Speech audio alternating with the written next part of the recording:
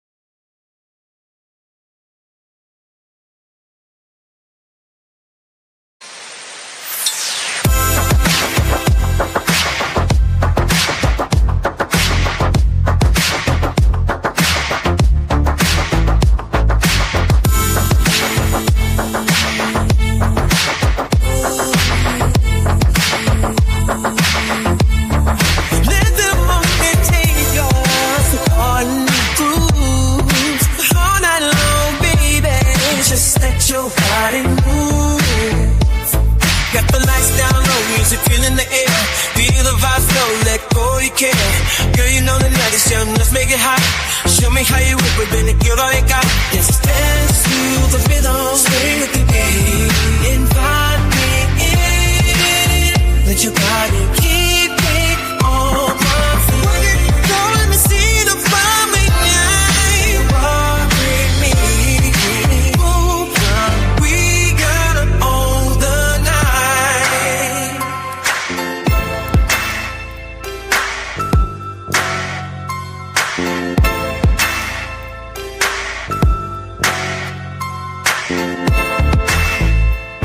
Under flashing lights, pull ups in the sound. Got the lights down low, music filling the air. Feel the vibes slow, let go, you care. Girl, you know the night is young, let's make it hot. Show me how you work it with a good guy.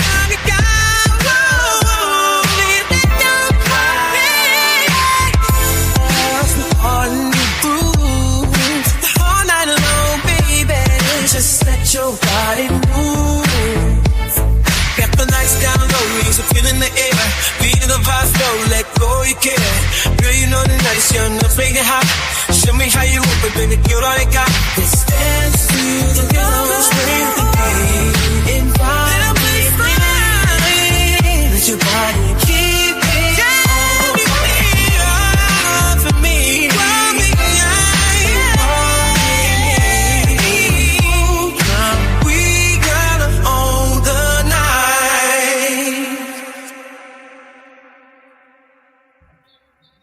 Yes, sir. Yes, sir. Back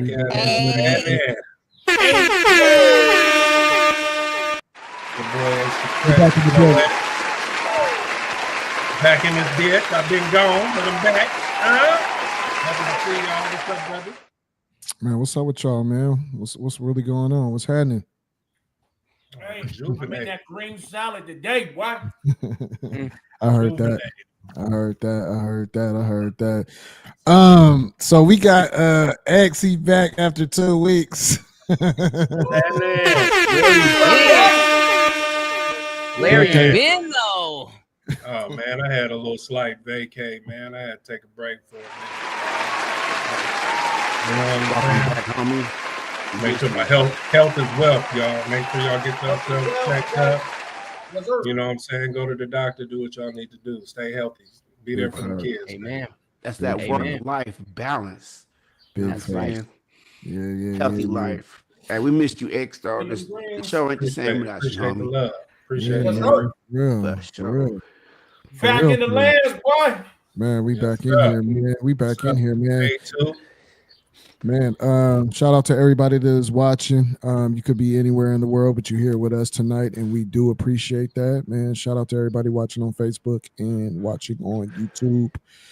And hey, X, are you running IG Live tonight? Okay, Absolutely. Shout out to everybody in IG Live. You know what I'm saying? IG Live was good. Man, what's happening? IG Live said, what's up, everybody?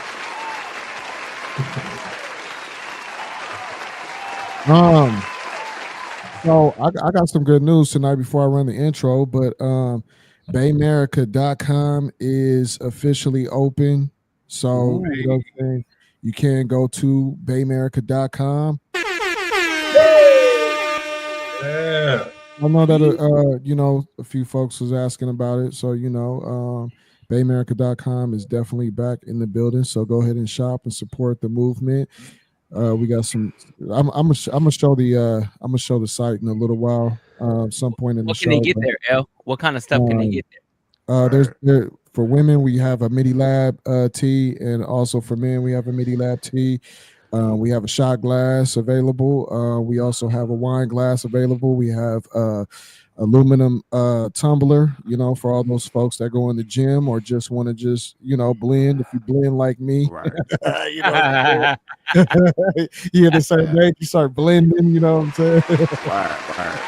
You know what I'm saying? Nice metal strong, you know what I mean? And then of course, we have the standard Baymerica gear that's available, man. Jag is popping in. Hold on. All right, Kimberly said drop that site for the Baymerica because she said she need to get up on some of that merch. Oh, okay. BayAmerica.com. I'm gonna actually have it available in the chat. I'm gonna pin it so it'll be there shortly. You know, as the show goes on. Shout out to Kim. What's up, sis? What's happening? What's happening? What's happening? What's up, Chad? Yeah, we back. What's up, Chad? What's up, Jaguar? You got Jaguar in the building. You know what I'm saying? You feel me? Man, let me go ahead and let's go ahead and run the intro, and then let's get this thing started.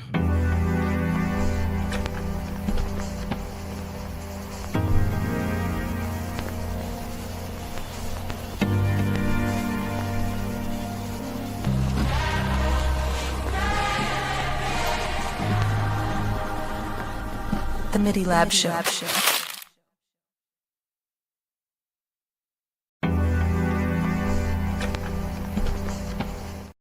Keeps doing that, man. I gotta fix that.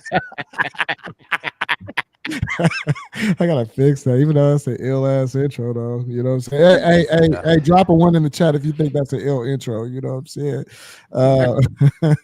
Drop a 1 up in there, or L. But that's yeah, okay, we could do that too. Yeah, you know what I'm saying? What's up to the chat?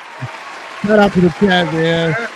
What's up to the chat? Hey, while we talking about chat, I just want to say one thing. What I really love about the chat though is like y'all have formed a community in the chat, man. We appreciate that, man. That's dope. That's really dope. Y'all can form a community in the chat. Yes, sir. And that shit live, man. Yes, we appreciate y'all, man. For yes, real. Sir. Hey, like I always say, man, like y'all could be anywhere but y'all with us, and we definitely appreciate it. You feel me? BayAmerica.com is available, man. So go ahead and you know, just browse, window shop if you like something, you know. You know what I'm saying? Hey, the register is up. Right now, I'm gonna be hyphy tonight because I'm on these greens and that freshly filtered water. Yeah. Yeah. He got some Bruce Banner in him, so yeah. You don't like me when I'm angry. Yeah, I was lightweight starting like an intermittent fasting, but I kind of cheated this week a little bit. I had some Panda Express. Right. You're entitled to a cheat day. But I'm gonna go to the gym tomorrow. I'm in the gym in the morning, first thing in the morning. You're entitled to a cheat day. Can I tell y'all about that? Not at this point, bro. Like, you know what I'm saying? I was at a good 180, and then I gained. I'm at 204, bro. So you know what I'm saying? It's time to just don't give your height. In. That's the difference. I'm about to say, I'm about 200 myself. All right, yeah, I'm about 200. Strong though, bro. You strong though, bro. That's a solid 200 though. Yeah, that's what I'm saying, bro. You feel me? Like we all a solid 200. Man. Hey, what up to Cowboy? What up, Cowboy? You know what I'm saying? Yeah. Man, let me run this clip real quick, man. Y'all kick back. It's like a little movie. Check this out. We got retarded with this shit. Do up in my shoe. I said it over, niggas. Set it off in this mother. Set it off. My clip all dog. Don't make us set it off. Set it off in this mother. Set it off. My clip all dog. Don't make us set it off. Set it off in this mother. Set it off. You jumping like a dog. We'll put you on that wall. Set it off in this mother.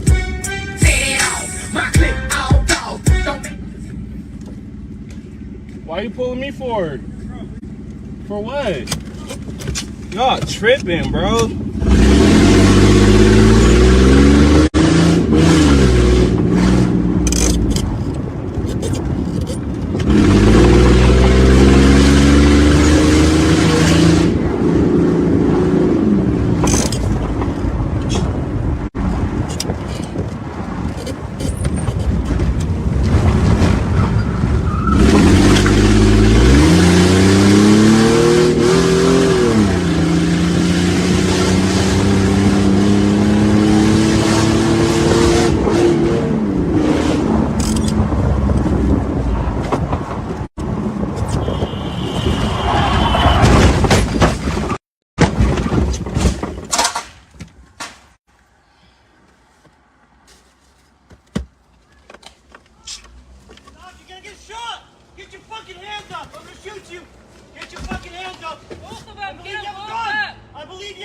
I don't have a gun. Fucking reach. Put your hands on top of your head.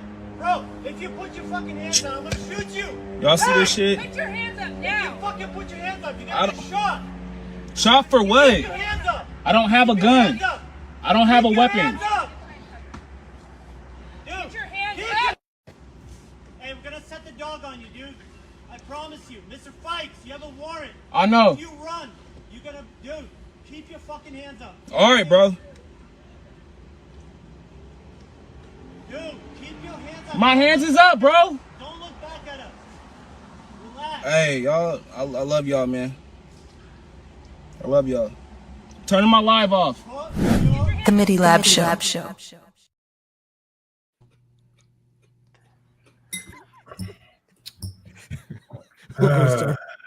Who's gonna set it off? Man. Man. Go ahead, X. Go ahead, set it off. Why? What for? It was a traffic stop. You niggas, man, this is the problem, man. If you gonna go on a high speed and you dirty and you okay, that's what you did. You did that, right? But if you're not, it's a traffic stop. The most you're gonna get out of this is a ticket. Why? Why put yourself in that much danger and risk and then pull off and do all of that? I mean, like I said, if he was dirty, I understood, but you fucked up at the end anyway, based on the simple fact that you can't drive. You had no bars. So that's already. So once you killed and disabled the car, you should have just put your hands up like y'all got it, right? Because, yeah, I ain't do that one right. You know what I'm saying? So that's my opinion, man. Right. I personally thought that shit was funny as shit, though. That nigga had mashed off. He's like, y'all pulled me over? He's like, fuck now. That nigga hit the gas. That nigga was dipping too. He dipped. And bro had no brakes because he was clutching the emergency brake. Yeah, I saw that. Yeah, I thought he was trying to drift or something. Nah, bro, he had no brakes. Hey, Tokyo, bro. Not Tokyo Drift, bro. This nigga Tokyo drifted and shit. Oh, bro, that's funny. Hey, man, and he kept reaching. He kept reaching for his phone. I'm like, you're asking to get shot, bro. Like, you're gonna get shot, bro. Black males can't move. Don't move, brother. He needs some milk. He was about to. He surely was about to get shot in the back of the head. Air his ass out. Boy, for real, they was. Man, he was driving while black. Yeah, he was pushing bro. And you was slapping. Bro, you can't be slapping and driving while black. You will get shot. Not in a convertible, nigga. While you still hot in the drive. In the drive. I'm gonna take it deeper than this. Look, I'm really gonna kick this shit off. What happened to that old school gangster mentality? Well, you first off, you kept your work in the door because that wasn't for public consumption. Secondly, you didn't get civilians involved, and you kept the cops out of your business. Right. That means back in the day, so some of the most dangerous people I knew were people who knew what they were risking and they were okay with it. Yeah. You know what I mean? But let me go ahead and say something to that though, Tone. A2 Breezy. This is the time. Like if a cop pull you over, bro, shit. You don't know what they gonna do. It come with the territory. Like you reaching and everything else, begging to get lit up. And then my personal issue is this: you mob off on a high speed, some little boy comes out on his bike and you mash him. Word. That's on you. You just involved a bunch of other people in your shit. You was fucking up. And if you get bumped up, ride that motherfucker. Don't be no bitch about yours.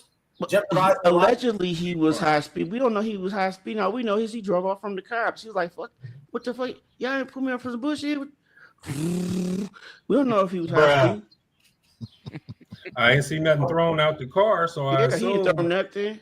Yeah, I'm just saying, like it's my perspective. He may not have been high speed, but still, like you still put other people in the midst of your shit. Nigga, the police. Hey, what's worse though is that this gives for every one of them other ones where they go and stop somebody, you know what I'm saying, and they want to pull people who really doing right by the law out their cars and get them on the ground.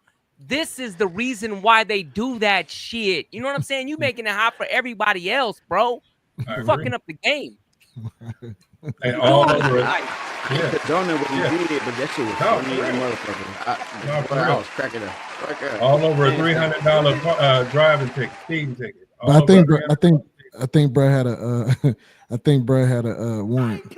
Yeah, it sounded like he had a warrant. I don't think they just issued a warrant while they were Bruh, facing. come on, man. They got highways and byways everywhere. If you had a warrant, you should like 3 times crazy. Hit that gas. He tried. He did. No, he did. Bars were minimal. That was like, you want to show your head off. Midi Lab Bars Show. were minimal. Keep Okay. going, bro. Yeah, I don't think homie had an accident because he was doing 35 miles an hour. You know what I mean? I don't think it takes a scientist to figure out he was probably moving a little bit faster than his car. He said he was in the LX. Step into my office. I'm going. I'm a whole what I'm fired. I might have done something similar to that. So I'm speaking from experience, and I know I was a dumbass when I did it. So I ain't giving nobody else no motherfucking break. Nobody get no pass. A2 Breezy said nobody get a pass.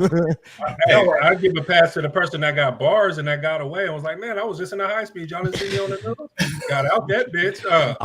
I'm on live. Boy, Speedy. And bro was on Facebook Live. I'm on live, fool. Your boy Speedy. You feel me? I'd have been out that thing. He should have kept his fire extinguisher. I saw that on Instagram. Motherfucker got up out of there with the fire extinguisher pushed off. Step into my office. Why? Because you're fucking fired.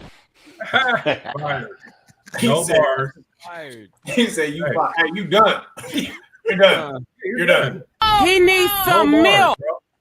Low bars, bro. He said, "I just gotta turn off my live." Like, okay, go ahead and do that. Bro, your car shut off over sliding off the median. You serious? Off the median? Come on, you ain't high performance, bro. Bro, he should have kept off the median? Off the median. Right. Like, you probably gonna keep that live on just in case you need a witness. They about to know for real. Right. No, for real. Yeah. I know everybody on your live was like, oh, no bars. Right. Like, you gonna cut it off now, nigga? Zero bars, bro. Look at it. Look at it, caught back there, about to get shot. Look at him about to get shot. Yeah, look at him about to get shot. Hey, they over there, they checking for him right now. Hey, anybody heard from him? Anybody heard from him? No. Right, he kept touching his phone. He kept trying to, Right. They're like, right IG live, right IG live, right, right. Nobody likes it. All good though. Bad. Making us look bad. What did he say? You live to fight another day. You live to fight another day. Step into my office. Why? Because you're fucking fired. For real. Hey, I told you we need that. You got knocked the fuck out clip. It's in there. It's in there. It's on there. I'll find that one. I'll find that. So moving on to the show, let everybody know that's just joined in. BayAmerica.com is available. Please hit that like button and subscribe. And we appreciate everybody in the chat. We do. Well, the first segment. Now we from an era where cassette tapes was kind of like the only thing we had available to listen to music. So cassette tapes technically are spinning back into the spotlight. I believe 2023, 430,000 tapes were sold in the U.S. Now this goes to Gen Z, who is driving this trend, drawn to the analog charm and tactile experience. Even artists like Taylor Swift are releasing albums on cassette, catering to this retro revival. Even manufacturers like National Audio Company in Missouri are ramping up their production to meet demand. So it's not just a nostalgia; it's a cultural rewind, and I can definitely applaud that. I think that's wrong. You know what I'm saying? Yeah, shout out to Hey, could you imagine if we was over here trying to revive the 8-track? Turn your mic up some, A2. Turn your mic up some. Oh, my bad. We want to hear you nice and clear. How do I sound now, player? Much better. Crystal clear. Yeah, no, that's dope. They can't keep a job, but they can sure buy a cassette. That's what's up. Come on, Gen Z. Say that. I ain't dissing y'all. I got a kid that's Gen Z, so I got Gen Z with me too. So but y'all ain't worth a damn in the workforce. I'm gonna just keep it real. Y'all getting No, fired. There's a few. There's like 4 of them. I'm just There's talking. like 4 of them. 4, maybe 5. Handful. Hey, they're all in museums. Being I'm studied. loading the clip right now. I'm gonna play the clip and then we can react to it. Because I think it's a Mike G. You remember, bro? I used to have boxes full of tapes, bro, like cassette. Still got boxes full of tapes, bro. I wish I had mine, bro. Man, got a couple tapes too, right all now. Of them. Yeah. Bro, all of them. I'm missing one cassette, and it's the one I wish I had the most. I would trade all the rest of them in for that What's one. that? What cassette is that? It was the Solano County Bounty mixtape we did at Solano College, man. Because I got a tape that Tone gave me, A2 Breezy gave me. They got some dope shit on there, some content you probably want to hear too. I had Chalk's Top Gun on that, man. I got Chalk's Top Gun on this too. You got it though? You got it? I got it. I need that. Got I it. need that. I need that, man. I got more than just that too. Send me all of it. I'll take all of it. Cassettes is the thing now.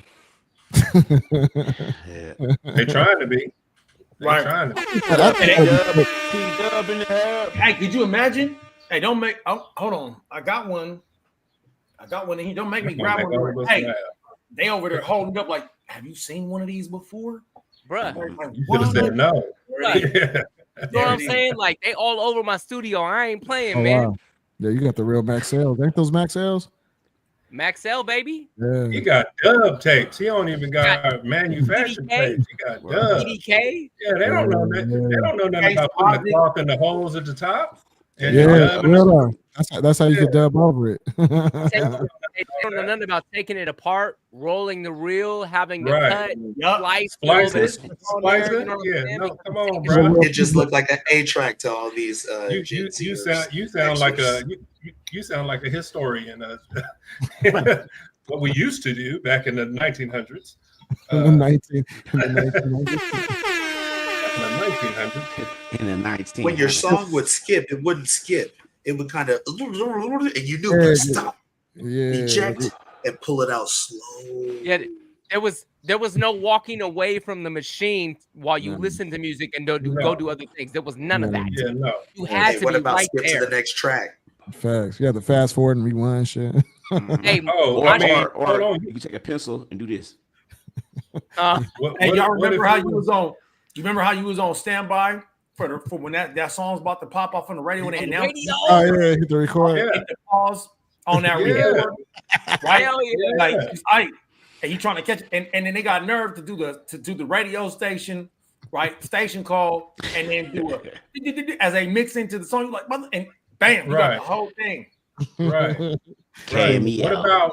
What about if you was like you had like one of those special systems when you hit the fast forward, it goes straight to it cuts right to the song. You was dope. That was tech. That was technology. That was $1,000 cassette machine. You know what I'm talking about?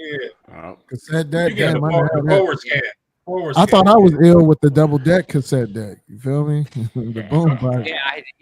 The fast dub or whatever, and it went, and then auto reverse. You wasn't ill if you didn't have the whole component set with the receiver, the tape deck, and that's what my parents had. Yeah, my parents had. That's what I meant. With the turntable. Shout out to mom and dad with the metal. Hey, let me ask y'all, how many of y'all in here still got records? The wood speakers. Do anybody in here got records? I got records. I got records. I bumped him. Yeah, I bumped him. I got Chronic. I got Doggy Style. Way to experience a piece of art. Yeah. Say that again, Jag. Say that again. Hey, he asking if we live, y'all. Vinyl is the clearest, most projected, appreciative form of music and art.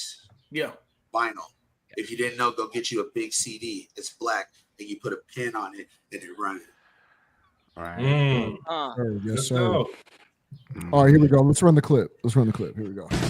Before Spotify, Pandora, and iTunes, cassettes dominated. At home, fans curated their own mixes on 90-minute blank tapes. Now, the making of a good compilation tape is a very subtle art. Black Flag, Dead Kennedys, Circle Jerks, any of the bands who really made a mark, they were releasing it on cassette. Author and former music journalist Stephen Blush covered the emergence of punk music and other genres in the 1980s for top music magazines. We caught up with Blush at Academy Records in Brooklyn. If you were a punk act coming up here in the 80s, you're doing your own stuff on cassette to get the job. Correct. I feel that the explosion of musical acts connects directly to the rise of cassette culture. But tapes were so fragile and fickle, so reliably unreliable, the format died quickly in the 90s as sturdier CDs took charge. But at record stores like this one, there are signs of a cassette rebirth. There's nothing digital here. No, there's nothing digital here. Co-owner Corey Fireman has them priced between a few bucks and $20 for rarer material.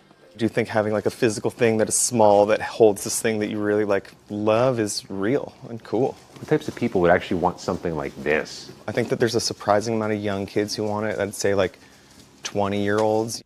The resurgence is being fueled by artists like Harry Styles and Billie Eilish, now selling some of their music on cassette to people who now also have the trendy portable tape players. I know there are other people who are like, oh, but the sound quality, I think for me, that's what's endearing about it. Whatever dollar amount you think I paid, lower it. 28-year-old St. Virgil has reached her target on TikTok, physical media enthusiasts. Virgil, who inherited her late father's tape collection at 16, is in the hobby for a few reasons.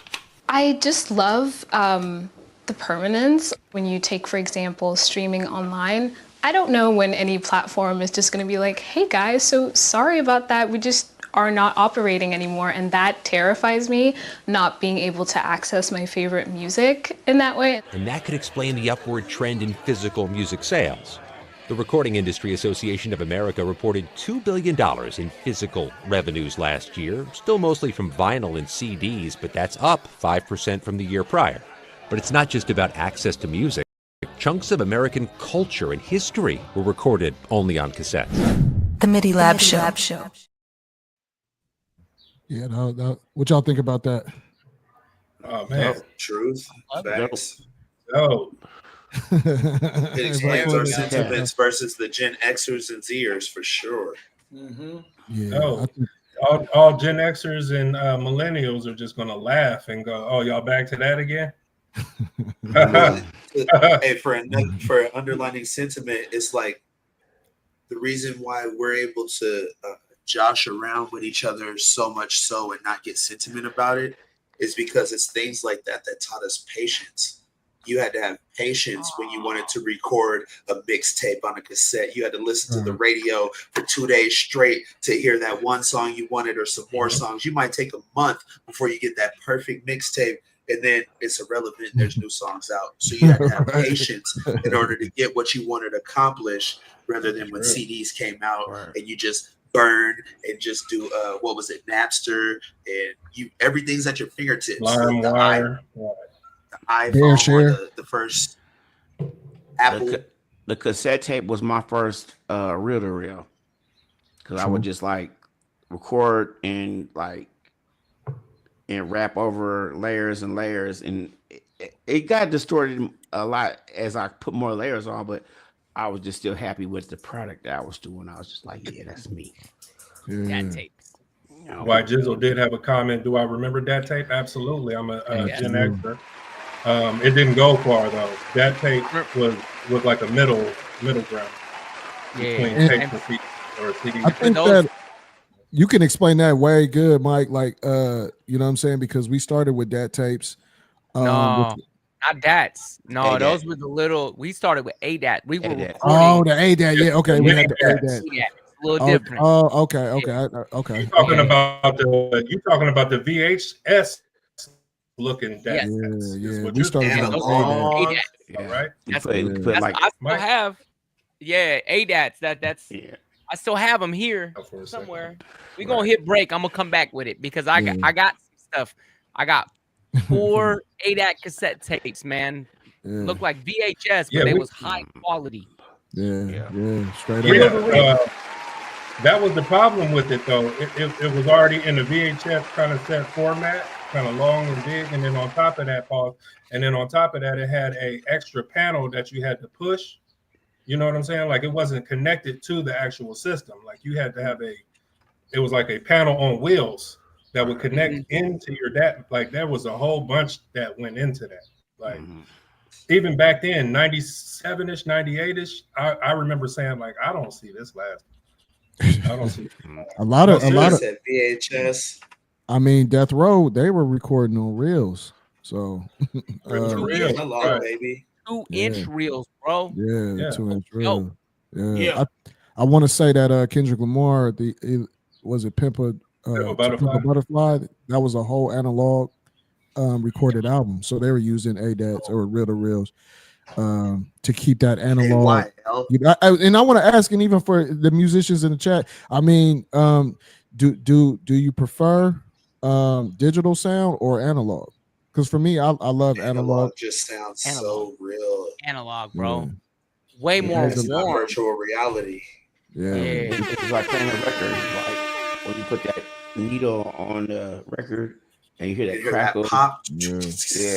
Hell like, the music cut in and the crackle. It's the warmth.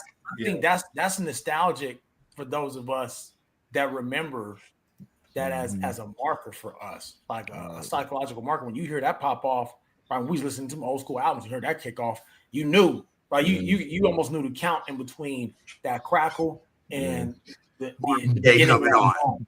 Yeah, Al Green popping that was off.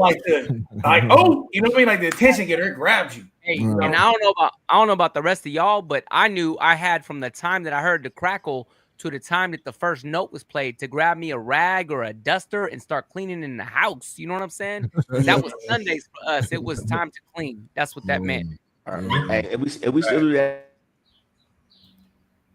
He went muted. Say again? It unplugged. I think he probably kicked it in and unplugged the. He was about to go in too. Hey, get him.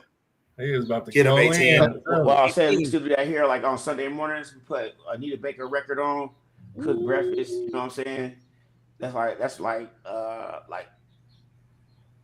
tradition hit my house. Wake up in the morning, put Anita Baker on, cook Sunday morning breakfast. You know what I'm saying? That's the thing. Yeah. For us, man, it was Creedence Clearwater or Joe Cocker. You know what I'm saying?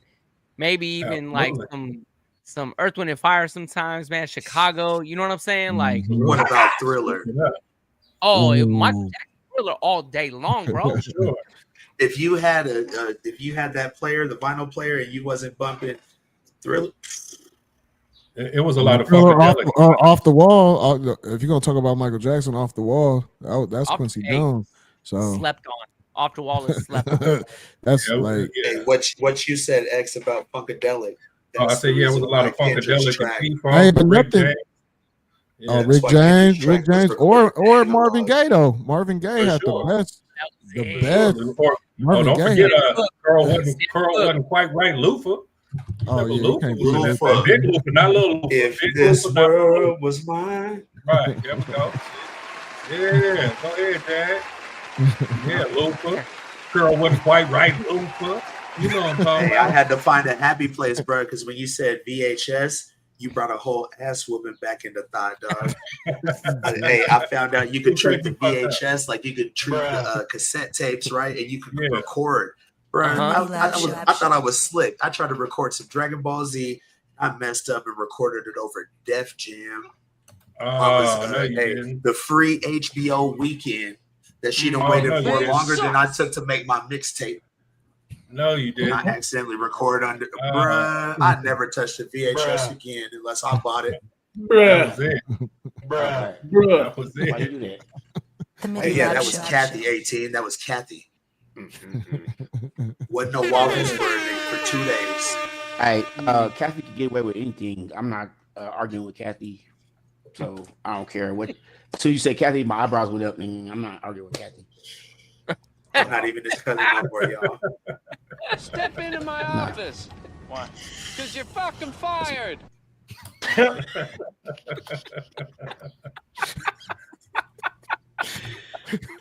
How you hit me with the new this thing sucks, bro? Hey, man, on the real though, for real though, because our Kathy, she hella mean, man. She be like, nigga, I go hard, cuz you don't want to fuck with me. I got time today. Right to the third power, y'all. Cool, cuz. I told you I ain't got time for that, but nigga, today I got time, cuz. Today I got time. That's Kathy. That was your I auntie? don't mess around. I don't mess She don't around. even ask you where you from, bro. She just peed into No, your she don't care ass. where you from. She's gonna whoop your ass. I'm not. Even, I don't even play around. Keep my VHS out your hand. You see me chilling out. I was chilling, and I didn't have time to mess with my VHS, but I got time today, cuz. I flew to the corner you know of the what wall today? like You know what Goku happened on today? the VHS. You know what happens today? What? CPS. Straight up facts. They coming to get you. They come. You They come slapped to get what you. out of whose hand? She used to double dare CPS. I wish you would call them over here. I'll beat them and you and put you in the Rio Grande. They will today. Lyrical fitness, I'm in it alone, forgetting alone. My dividends ripping through ceilings, no benefit given alone. To gimmicks with limitless home, dismissing from mental, a missile to home. No sliver of soul, no settlement, rhetoric present to give them the goal. A headbutt, shit, this is the goal. Headbutt like a ram, a lyrical Dickerson grown. I'm sending my foes, the spirit of them to oblivion gone. I stay with the bills regardless. Through all this, I keep it Hillary. Picking at it pre-delivery. Figured that's why people feeling me. He done came with these abilities. Thinking Taser Wolverine, but they can take up. People say that he be killing it. Green release whenever he receive a beat. His triggers picking like his limitless. Giving it off of the benefit. Shivering hard from what all of y'all did with it. Isn't shit bending it. Dropping it off on your bending itch. Out of it plotting to conquer the stars. And that's facts. So this is when Mars attacks. Matt. Challenge to fuck up the balance with bars that's jam-packed. A scrimmage in every sentence. Bro, this is the shit I will never be laughed at. Say I didn't just all say that shit and you'll get laughed at. It's itching the shit that you niggas is on. This shit is a zone. With lyrical fitness, I'm in it alone. Fuck it alone. My dividends ripping through ceilings, no benefit given alone. To gimmicks when limitless home. Dismissing from mental, a missile to home. No sliver of tone, no settlement rhetoric present to give them the goal. It's itching the shit that you niggas is on. This shit is a zone. With lyrical fitness, I'm in it alone. Fuck it alone. My dividends ripping through ceilings, no benefit given alone. To gimmicks when limitless home. Dismissing from mental, a missile to home. No sliver of clone, no settlement rhetoric present to give them the goal. You want bygones to be bygones. When you find I'm an icon, bet you can bet your life on that I'm a different life form. Champ vibes forever. Name one competitor. Nope, they not better, bruh. 2 steps ahead of them. Yeah, that's him. And I'm that South Sac representer. North nigga, live from that West Coast epicenter. Yeah, I'm in charge like the babysitter. Meat and potatoes, baby, the gravy getter. Lazy nigga. Get a job, feed your babies, nigga. I'm thinking mansions and expansions in a lazy river. We are not alike, try to bite. No cap, you telling stories like it's guiding light. Anticipate me like it's Friday night with Heidi Flights. And then it's off, I'm hitting off. I did it all, I hit it off. Has been throwing the towel, bitch, you written off. Fuck the game, bitch, I'm hitting raw. It's extra. It's itching the shit that you niggas is on. This shit is a zone. With lyrical fitness, I'm in it alone. Fuck it alone. My dividends ripping through ceilings, no benefit given alone. To gimmicks when limitless home. Dismissing from mental, a missile to home. No sliver of tone, no settlement rhetoric present to give them the goal. It's itching the shit that you niggas is on. This shit is a zone. With lyrical fitness, I'm in it alone. Fuck it alone. My dividends ripping through ceilings, no benefit given alone. To gimmicks when limitless home. Dismissing from mental, a missile to home. No sliver of tone, no settlement rhetoric present to give them the gold.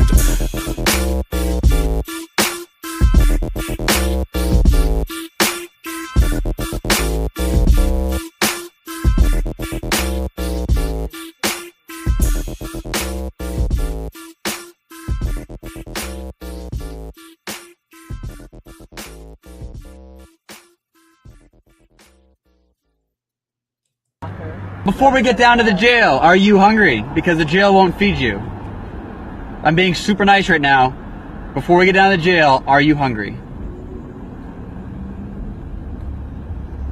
Don't try to hold me and be like, psych. Then don't answer the question. Yes, I'm hungry. Then have a cup of shut the fuck up. You shut the fuck up! The Midi Lab Show. What the fuck? Of course.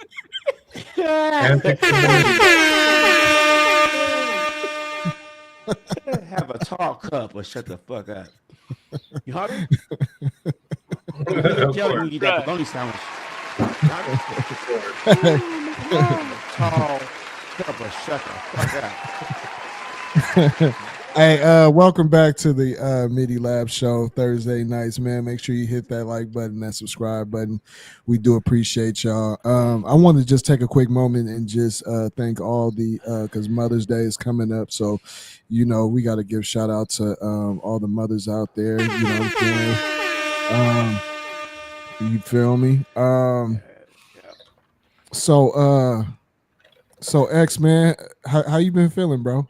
How's everything been going, bro? Everything easy?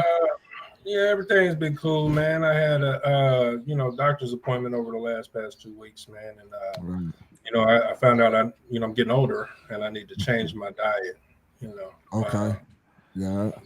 I can't keep eating carne asada fries and shit, like I want to. But they're so good, right? 18, I see you laugh. They're so fucking good. They hella but I good.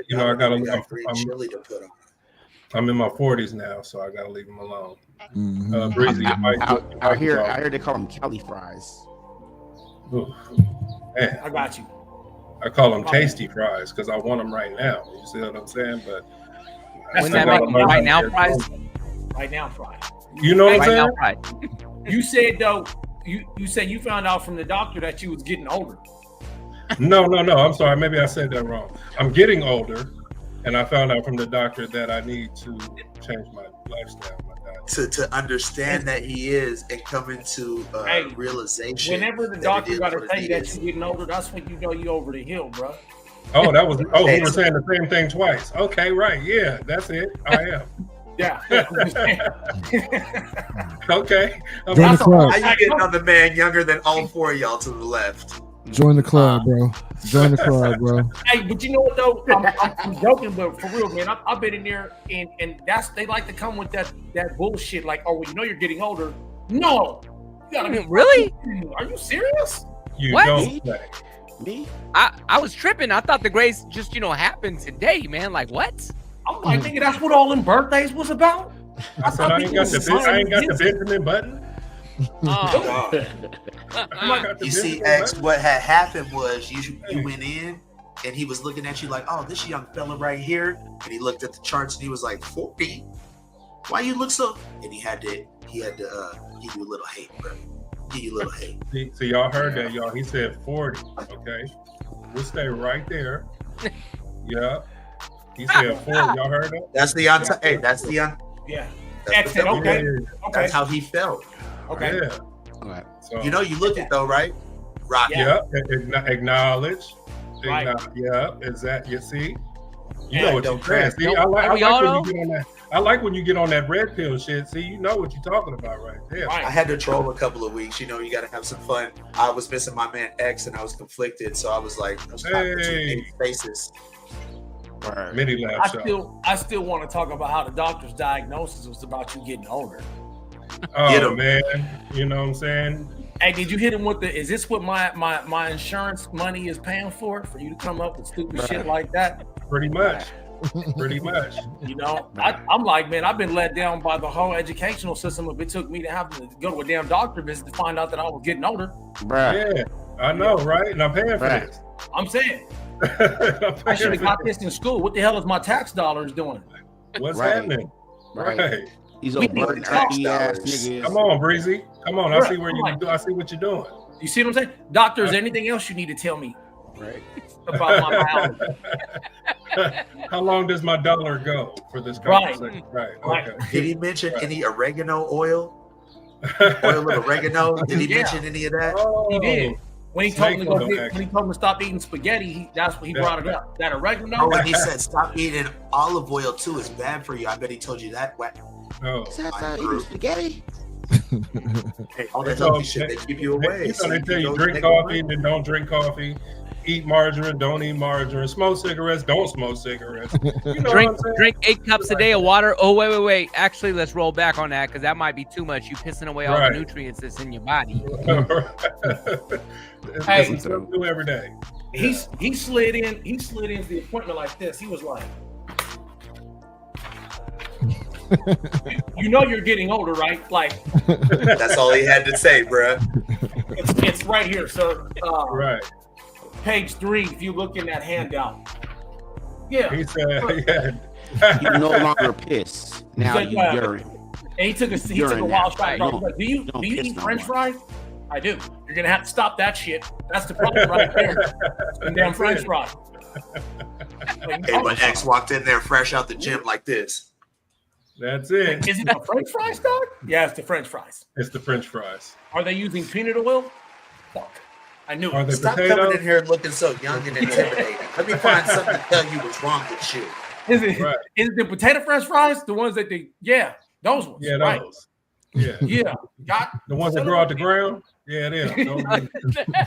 Those are bad, right? Don't grow them out the ground. He's like, wait a minute, though. Are they organic? No, they weren't. Am I dead, Doc? I knew it. As soon as I looked at your chart. Like, this shit's not organic. All right. All right. So Motown icon Smokey Robinson, he faces a $50 million lawsuit filed by 4 former housekeepers alleging repeated sexual assault, the R word, and hostile work environment spanning nearly 2 decades. The women identified as Jane Does claim Robinson targeted them in areas without security cameras, and that his wife, Frances Robinson, enabled the abuse and used racial slurs. Robinson has responded, stating, "I am appalled," but declined further comment. The plaintiffs cite fear of retaliation and immigration concerns as reasons for not coming forward sooner. So we're going to run this clip, and then let's talk about it. No more 4 tap women are dancing. making some disturbing new allegations against a Motown legend. I want to show you a live look at a press conference with the accusers and their attorneys. It's happening as we speak in California. In a lawsuit filed today against Smokey Robinson, the women who used to work for him say he sexually assaulted them and created a hostile work environment, among other things. Robinson's wife is also named in the lawsuit. It details multiple allegations, some as recent as last year. One employee says Robinson sexually assaulted her at least 23 times. 3 of the women say they didn't want to report it to police, in part because they were afraid of risking the possible adverse effect on their immigration statuses, according to the suit. Another says Robinson's, quote, brutal sexual advances were constant and even predictable while she worked for him. His accusers are seeking at least $50 million. NBC News has reached out to Robinson's reps for comment. No word back yet. Camila Bernal is joining us now. And obviously, Camila, this is a late-breaking situation. What else do we know? What else are we learning? Hallie, these are some serious allegations, and the attorneys just now calling Smokey Robinson a serial rapist that needs to be stopped. So again, we have not heard from Smokey Robinson, but these allegations include sexual assault, battery, false imprisonment, you name it. I mean, here is what they're saying. They're saying that these allegations happened repeatedly. You mentioned one of the women saying it happened at least 23 times. The attorneys and the lawsuit saying that you could see a pattern in these allegations. All of them were either housekeepers or house staff, and some of them even working together at the same time. The oldest of these cases going back to 2006, employment in that year, and you mentioned the latest happening just last year. These women saying that they were forced to resign because of the repeated sexual assault that they went through. And you mentioned some of them saying that they were worried about their immigration status. Their attorneys also saying they were worried because they lived paycheck to paycheck. They needed that money and were afraid of losing their livelihoods. They were also afraid, essentially, of the status and the influence that Smokey Robinson had, and were afraid of essentially speaking out. Some of these things, obviously not something I can detail on TV, but some serious allegations, Allie. The Midi Lab Show. Where do we start? William. Name better not be Mildred or Alberta. William Smokey Robinson. A long time ago. William Smokey Robinson is a pervert. All 4 of them ladies had the same allegations as they was like, dude would step out the shower with a heart on, lay out towels on the bed, and then he would sexually assault these allegedly, he would sexually assault these women. You know what I'm saying? I feel like, you know what I'm saying, a lot of these cats, they be getting into the game, they get some money, get some power, and they just take it. They get it. I don't know what. Look, like I can't have regular sex. I gotta have some rape or some man or somebody that I could just take like what? You know what I'm saying? I'm seeing this type of thing like throughout the game, and I didn't heard this shit since I was a young kid. Throughout the game, all these levels, it's always the same type of shit. Like these cats like taking advantage of people who want to get in the game, right? Or people who live in here who are not citizens. You know what I'm saying? And just basically just raping them. And that's all I gotta say about it. I got a question. Go ahead. Why you just said something, 18. So why is it happening? Why do you think it's happening? Are you asking me why I think it's happening? Oh, I'm asking you for your observation because we're seeing a pattern. I think it's happening because like it's just like I don't like okay. There be people that be naturally born in their sexuality, and there be people that just like get so bored because they got so much money, they just got to make a sexual situation uncomfortable and have power over somebody. That's what I think it's all about control. You know what I'm saying? Just like back in the day, okay, I'm gonna tell you, just like back in the day, they used to what they call that shit, they used to buck the horse, buck the stallion or whatever. And what that meant was like a young black dude, a slave. Right. A young black dude, a slave, got too confident, got too bold. Demoralize him. They would take him, tie him to a log, and they would R-word him. They would R-word him, and then Like to take his confidence down, so he'd be back on that level like you ain't nobody. You know what I'm saying? What they call it? Some buck the stallion. It was some type. They had a phrase. It was buck breaking. Huh? Buck breaking. Buck breaking. Yeah, I've heard of that before. Yeah. Colonization. Yeah. Yeah, it's awful. But they did that to humiliate those cats so they wouldn't get too confident, you know what I'm saying? And feel like they can be somebody. You know what I'm saying? And the same thing going on right now with the not just the music industry, but the whole entertainment industry. The whole entertainment industry is into that shit. They gonna try to get something, get you on camera, humiliate you, so they have something against you. So every time they say you gotta do this, you gotta do this. And as soon as you don't play ball, what, 18? As soon as you don't play ball, then you get exposed or blackballed. Like what's that cat name? P. Pablo. What happened to P. Pablo? P. Pablo had 2 motherfucking albums back to back that were hitters. Platinum albums Produced back by to back. Timberland. All of a sudden, he made a song about them cats having them freak shows. Gone. Never came back Puffy again. was still playing ball at that point. Hey, Cass had went to jail. With balls. Hey, Cass had went to jail, went to prison. He went to prison during that time too. And after he went to prison, like everybody who else went to prison, they're like, oh, he got street cred right now. But when PB Pop came back, there was no comeback for him. So the reason why I asked why you think it is, I personally, I'm looking at it from a scriptural standpoint, right? We're in a stolen land. Like, let's just be honest about it. We live in stolen land, right? Mm-hmm. And if you read the book of Daniel, Daniel tells you that Daniel and Paul both tell you that there's powers and principalities that have authority over certain areas, right? When Daniel, you guys have all heard of the Daniel fast?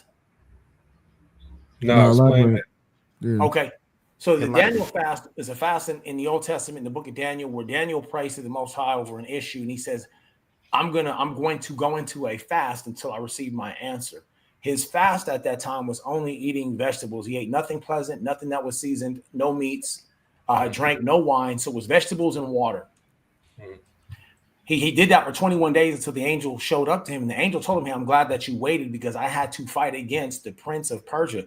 And when the angel said prince, he didn't mean prince as in the human prince. He meant prince as in the spirit that had authority over that nation. Right? He said the prince of Persia withstood me 21 days. So that angel had to fight, had to make war for 21 days to break through enemy lines to get to Daniel. This is very telling, right? This tells you that demons have spiritual authority over certain lands. Satan, when he tempted Jesus, took him up on a high place, showed him all these kingdoms, and said, "These kingdoms belong to me, and I'll give them to you if you fall down and worship me." Satan is openly admitting to having authority over these kingdoms. You go back to Genesis, in the fall of mankind to sin, the world was turned over to the enemy. It's the reason why Christ is returning to regain to take back the world, take back the church, and take back his kingdom, right? So the enemy sits in a position of authority over certain nations. First and foremost, we have to understand this when we go to elect a leader and we think this leader is going to be the answer. Satan is not going to give up a seat of authority in the flesh to somebody who represents his enemy. So anybody sitting in a seat of authority in the kingdom that represents Satan is somebody who works for Satan first. War, secondly, greed, right? sins. Yes, sir. So you see that there are spirits that are at work within certain countries. We have people who are sitting in positions of authority that we know have issues with sex. If we look at scripture, sex says it's the Bible says that sexual immorality is the only sin of its kind, in that one turns against their own flesh. They use their body to sin against itself. It's the only one. And it's the one that causes us to join ourselves with whatever it is we're engaging with or whoever we're engaging with. So specifically, Paul talks about this in Corinthians and in Thessalonians when he says, what does the temple of God, the believer, have to do with joining themselves to a harlot, right? Which in and of itself contains the spirit of idolatry and harlotry. Good. So when we see these things happening and we see them in a pattern, we know that there is spiritual activity going on. People have been talking about years about these practices that they've been doing in these places of authority, not just in the entertainment world, but in certain positions of leadership. And they say if you don't engage in these practices, you will not advance. So we're seeing the materialization for those people who believe. You're seeing this materialize as you start to see people becoming exposed. Why do they become exposed? Satan is the accuser, bro. He's a snitch. Satan is the dude that'll sit over here, sell dope to you, and then call the cops and snitch on you and show up to your laugh. Amen. Show up to your court case and be like, hey, they'll be like, how do you know he was he bought dope? Because I'm the one that sold it to him. Right. Hey, I want you to continue, but just to piggyback off that, the experience with Job is a perfect example of that. Yes, sir. The coat? You talk about the coat? Job. Oh, wait, yeah. my bad. Book of Job. Hey, go ahead, cook. Go ahead, fish cooking. No. I just wanted to point that out. We're seeing the exposure of the enemy. So when we see question like, why is all this cracking up? Why are these individuals in this situation? Because the Bible tells us that Lucifer, before he was cast out of heaven, was an angel of worship. He had instruments in him, right? He was in charge of worship. What does that mean? He was an entertainer from the jump. So we playing around in his arena. So if you don't go in there armed up and ready, you definitely about to get converted. And if money is your God, you will do whatever it takes to satisfy the God of money, right? The Bible says that money is not the root of all evil, the love of money. When you make money your God, you serve money, right? And you chase money rather than letting the money chase you. So if money leads you to the enemy, you're going to do whatever the enemy asks. You're going to gobble some knobs, right? You're going to play with the ball, you're going to do some assaults. And what this tells me, and I'm sorry, I'm going to wrap this up real quick, about Smokey, he's been doing this for a while. He got real comfortable and got real sloppy. Let me ask y'all, when y'all first heard this though, show of hands, how many people were even surprised about Smokey? Yeah. Well, I'm a little surprised. I was a little surprised. Even after all the allegations with Quincy Jones, with you know what I'm saying, all these older cats have these. In short, I'll play the advocate real quick and keep it super short, dog. Look, there's emphasis, not calling it right or wrong, but these pieces that instruments, like Jeff was saying, that allow us to overzealously praise this worship we're getting from using these instruments and what's coming, the blessings coming from it. It blinds you in a sense. Like Smokey, you're saying at the beginning of your sentence, 18, you're like, hey, all four of them said the same exact thing. It's stuff like that that put me in the matrix mode and makes me sit back and try to look at the whole thing. Now, If we sit here and play a telephone game with all 4 or all 6 of us, and I start with a sentiment and run it all the way down the line, when we get to L, it ain't gonna be the same. Me and Tone might have the same sentiment, might be close. Actually, we'll all probably say the same, but in a general senses, it's gonna be different at least every 2 or so people, just because how people perceive stuff and how they relay things. So in that sense, there's no way possible in today's society of everybody's right that the sentiments come out exactly the same. That makes it feel like why you think Shannon Sharp why you feel 50-50, and you're not like, oh, Shannon Sharp, because why would she be on the phone in an instance of recording something when it didn't need, like there's just too many things. And Puff Daddy too, it's like way too many black people in the top, whether or not right or wrong, they put them up there to be a pedestal for us, and then they sit there and villainize them and say, oh, they did this. We're like, well, high key, we knew they was on that, but why are you just talking about it now? Like, I felt this way in middle school. So what? Here we are, and I'm a grown-ass adult with a child in high school, and we should have talked about this before I entered 6th grade. So what held you back so long? Smokey Robinson, how old is he, y'all?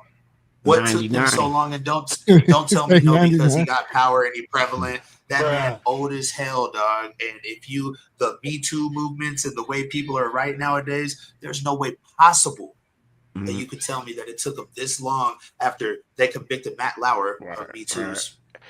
Or all the chicks that sound like he's not tap dancing no more. At the same time, she's had the same allegations of how, because like a predator always do the shit the same way. All she said the same allegations of how dude set it up. He get out the shower with a heart on, lay the towel down on the bed, raped their ass. Rape.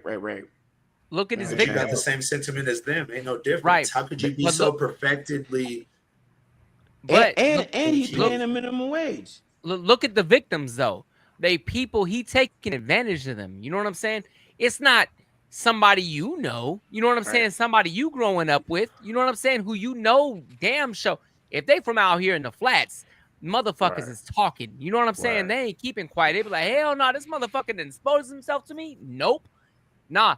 They keeping quiet because they trying to gain status here in the United States. He was very selective. That means he was thinking about his victims, his prey.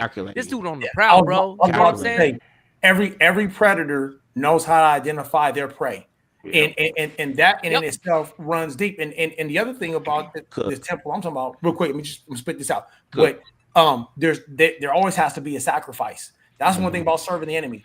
And for those who believe Jesus was a sacrifice, there's no other sacrifice to be made. But for the enemy, there always has to be a sacrifice. So why would it come out now? Because he's the sacrifice. Why did it come out with other individuals before? Because they were the sacrifice. And one of the thing real quick, 18, you talked about Job. The distinction between Job and say Smokey is the Bible in James says, count it all joy when you fall into various trials, knowing that the testing of your faith produces patience.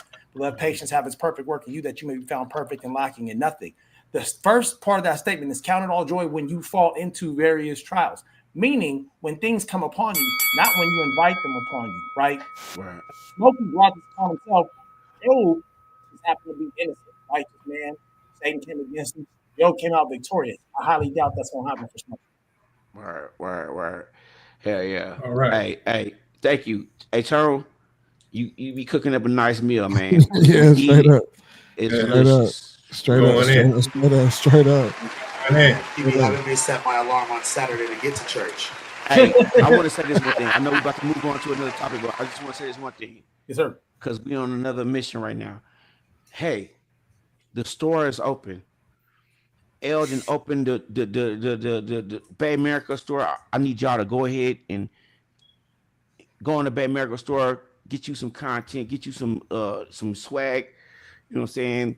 You got swag for all the characters and all the people on the show. Tap in. You know what I'm saying? Tap in.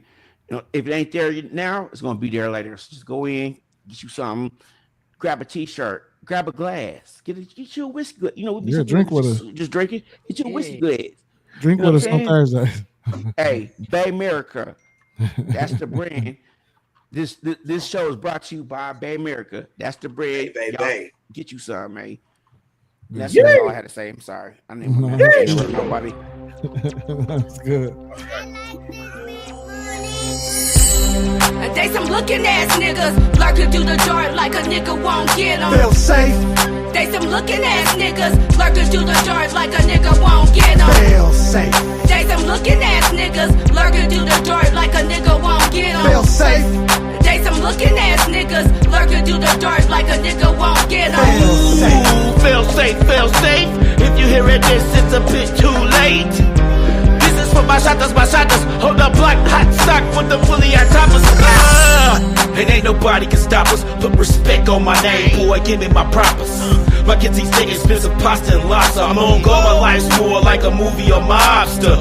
I'm a monster, I'm a motherfucking monster. Up, down, B-A-B-A, select, start like it's Contra. 99 lives, nigga, 99 problems. I'm cocky, keep them dark, and socked in the heart, nigga. They some looking ass niggas lurking through the door like a nigga won't get them. Feel safe.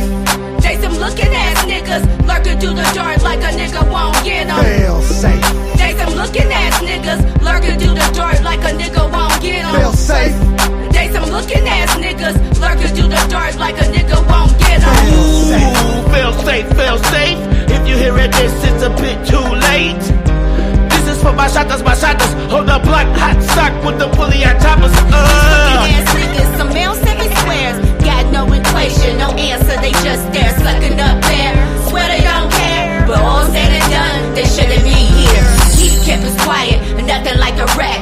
Something like the snapback, yeah, I start riots. Never forget what to never just consider. Just remember, I come with gorillas. A tisket, a tasket, your ass asking for it. Yes, indeed, I give you what you need. I high side as I proceed. Cause I got these bitches dizzy, you feel me?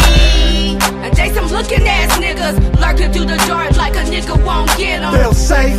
They some looking ass niggas lurking through the door like a nigga won't get them. Feel safe. They some looking ass niggas lurking through the door like a nigga won't get them. Feel safe. They some looking ass niggas lurking through the door like a nigga won't get them. Feel safe, feel safe. If you hear it, this it's a bit too late. This is for my shotters, hold up block, hot stock with the fully on toppers. Feel safe, feel safe. If you hear it, this it's a bit too late.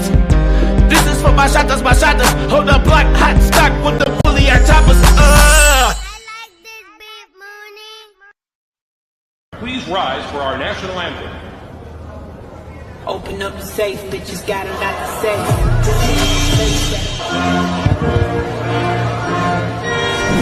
The Midi Lab Show.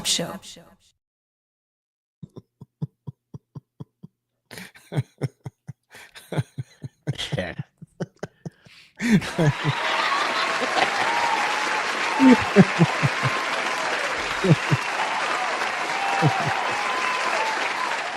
Man, welcome back to the Midi Lab Show. Thursday Can you play night. that one more time? You want me to play it one more time? Yeah, play that one more time, man. Please rise for our national anthem. Open up the safe, bitches got it out the safe.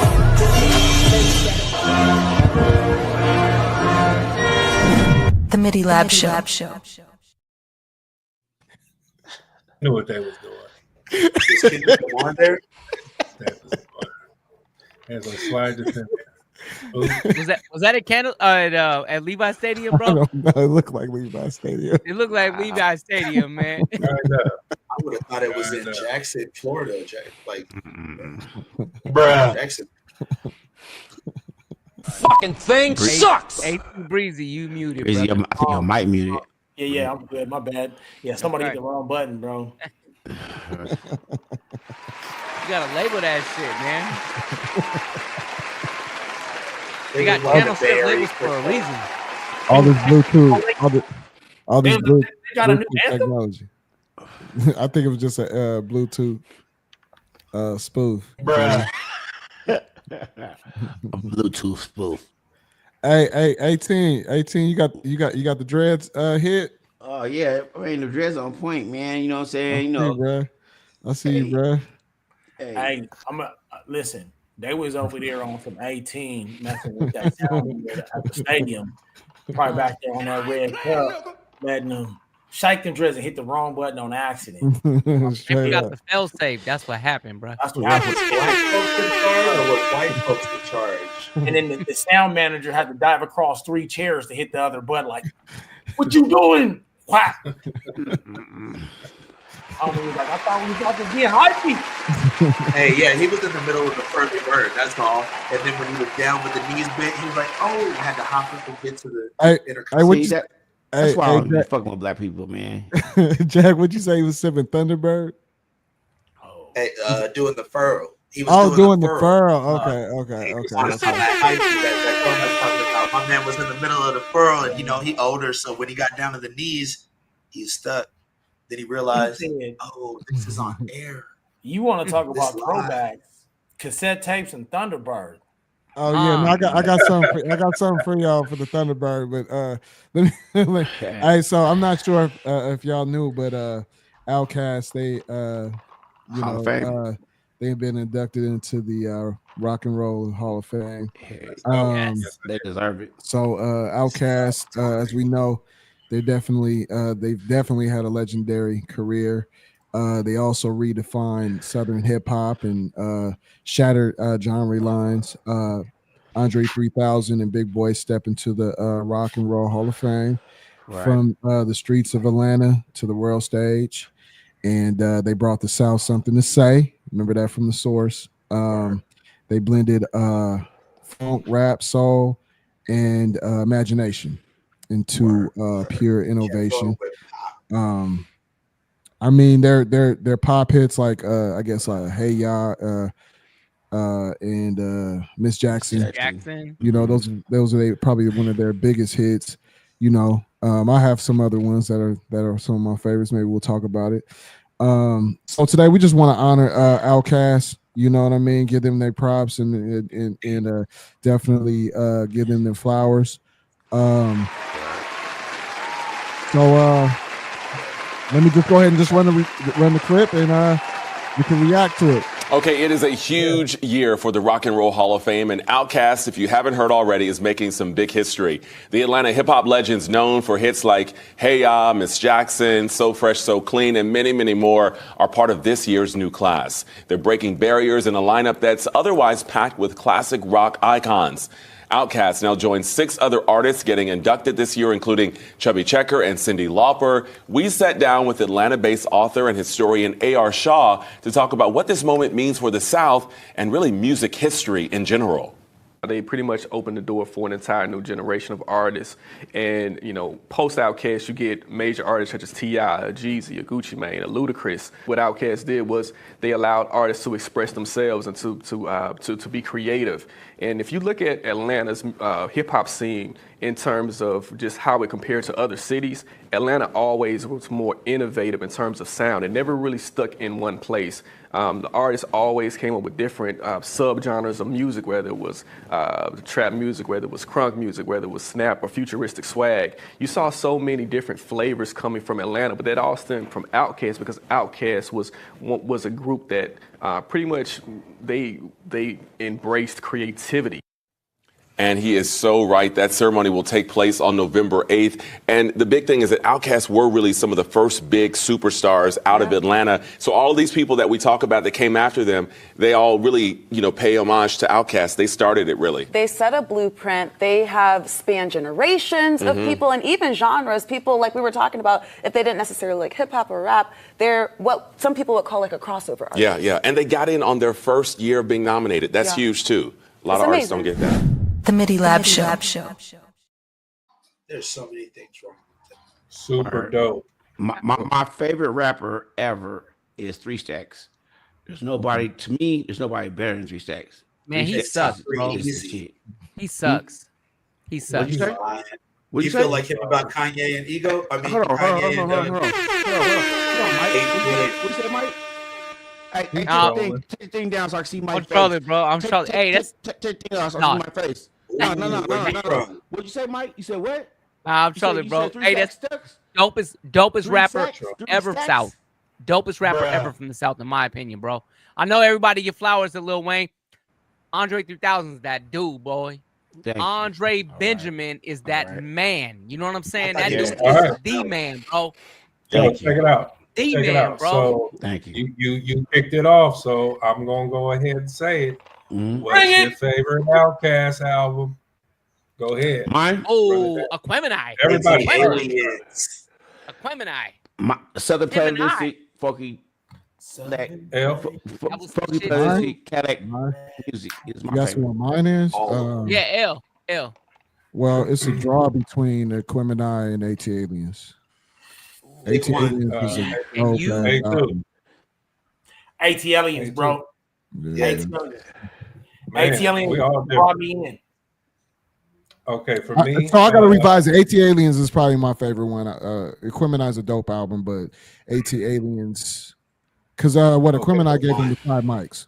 So yes. Okay, for me, AT Aliens was my favorite. Okay, for me, it would have to be a cross between Stankonia and The Love Below. The Love Below. Okay. But which one? Yeah.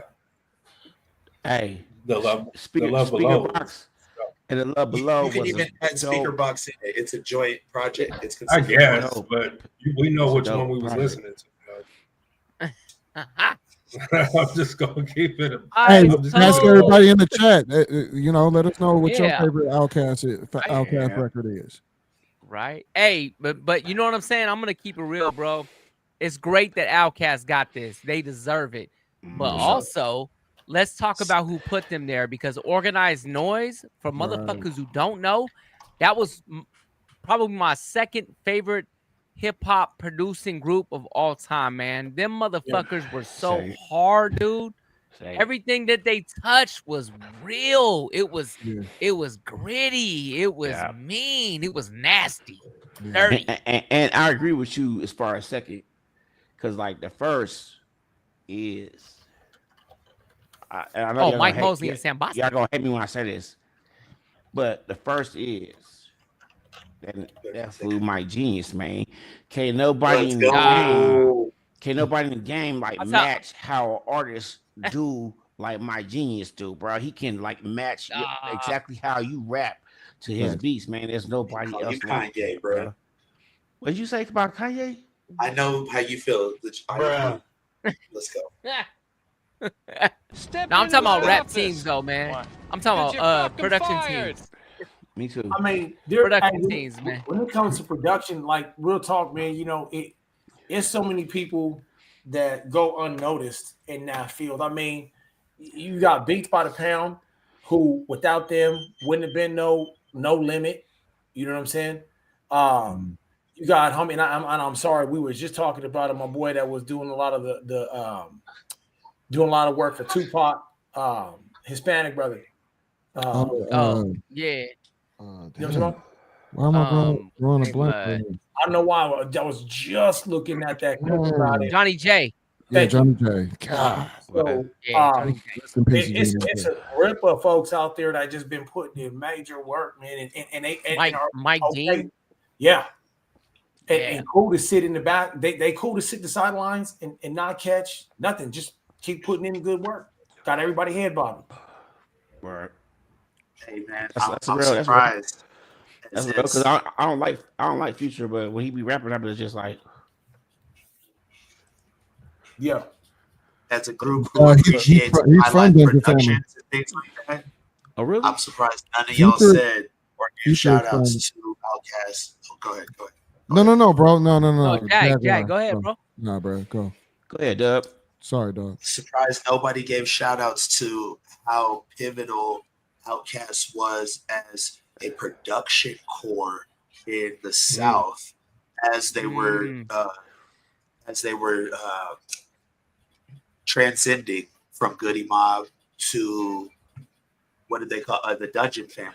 Basically, they provided a studio of quality to people who didn't have it, and they recorded and produced, mixed, mastered more people on Mixtape Time than the Goody Mob / Dungeon Family. Like, there's so many artists that reach out and say, man, if it wasn't for these guys in the Boom Boom Room type things.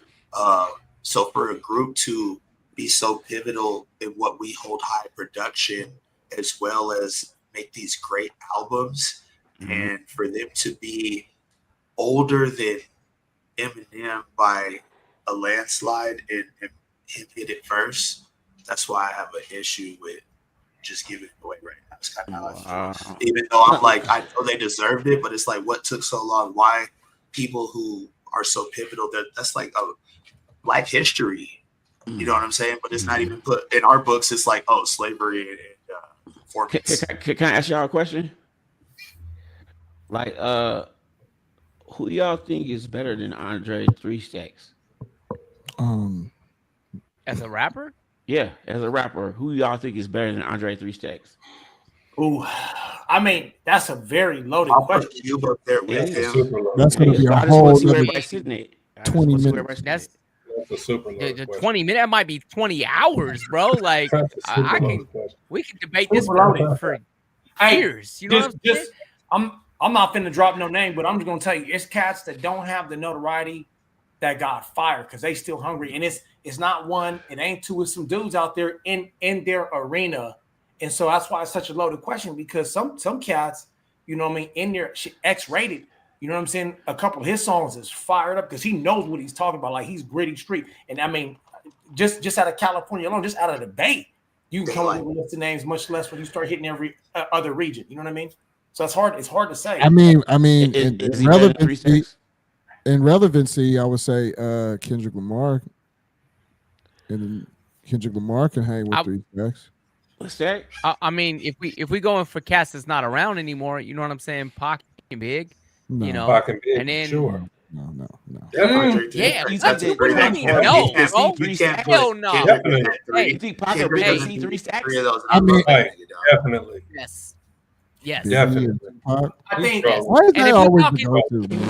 If we talking battles, Pac ain't battling people like that because Pac, that wasn't Pac's style, man. Pac was a poet. You know what I'm saying? But if we talking battles, Biggie would eat that ass. Let's not fucking get it twisted. Biggie would eat that ass, bro. Maybe that's like you know what I'm saying? I don't know. He ain't here no more, so I don't know. Maybe that's Mike G. Biggie would eat 3 Stacks? Yes. Whoa. Yes. Battle rapping. Yes, bro. Battle rapping. Battle rapping, yeah. I know Crooked I would eat his ass too. If we talking battle rapping, Crooked I would get him, bro. I gotta get on. Yes. Crooked I. Yeah. Thank you. Somebody got to ring the bell because nigga. Crooked I. This nigga talking Yes. crazy, bro. That's a battle rapper. He has more Battle rapper, freestyle bro. ability than 3 Stacks. Planet I think 3 Asia. Stacks is an amazing writer. 10 But I don't know if seconds, he has 10 that freestyle game, and I could say that. Listen, man, look, y'all can't be starting no fights this close to the bell, bruh. You know what I'm saying? We gotta have a rule about that. Hey, you know, and then you got the police running in right away. Get your matches in next thing you know, the referee jumping in. Next topic. Yeah, we'll make this a topic later. I'm gonna stop right now because I know Tom will beat everybody up in this room, so I'm gonna stop right now. That's called internet thugging. He's so far away from me. I'm still talking. Let's tone it down, man. Let's have a good time and celebrate, man. Make no mistake, our time is now. Let the ground shake. Yeah, man. Activated.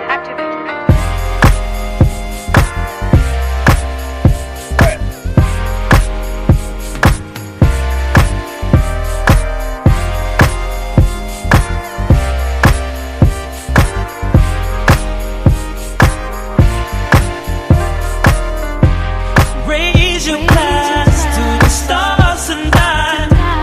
In the club, everything feels right. Turning dreams into memories. Tonight's the night. Flying free.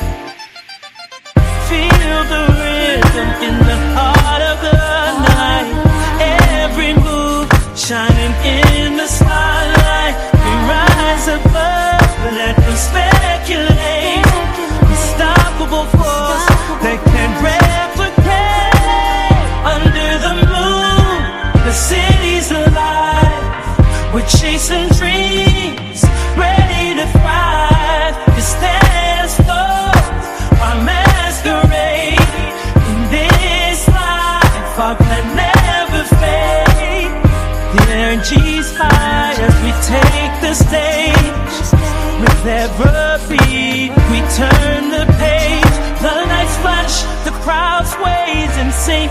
In this moment of magic,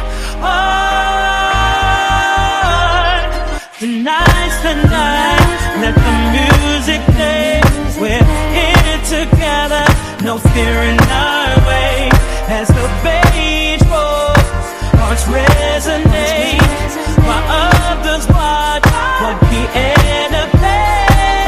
Under the moon, the city's alive. We're chasing dreams, just ready to ride. This dance floor, our masquerade. This life, once that never fades. Under the moon, under the city's alive. We're chasing dreams, just ready to fly. So embrace the lights down, we're working the flash. Ledge is grace of black. This and that, the spotlight will never fade.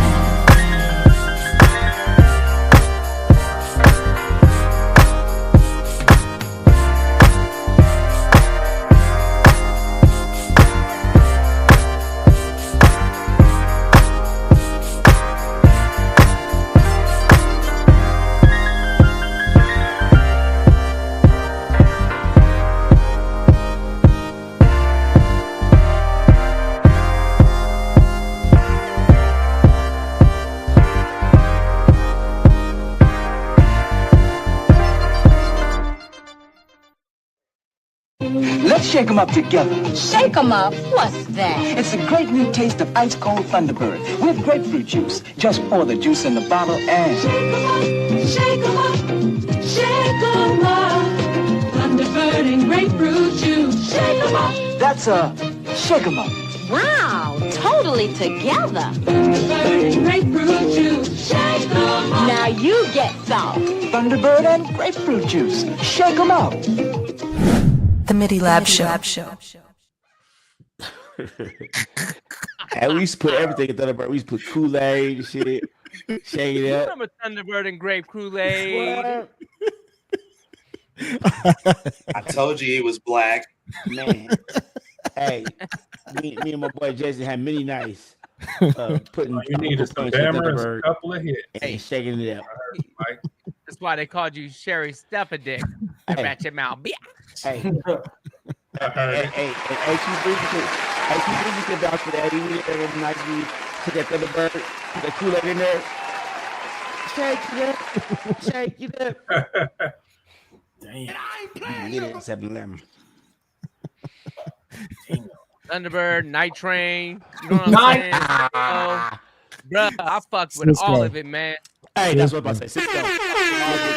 Hey, Mike G and I, when we first moved to Sacramento, because Mike G wasn't 21 just yet, but I was 21. So, No, hell no.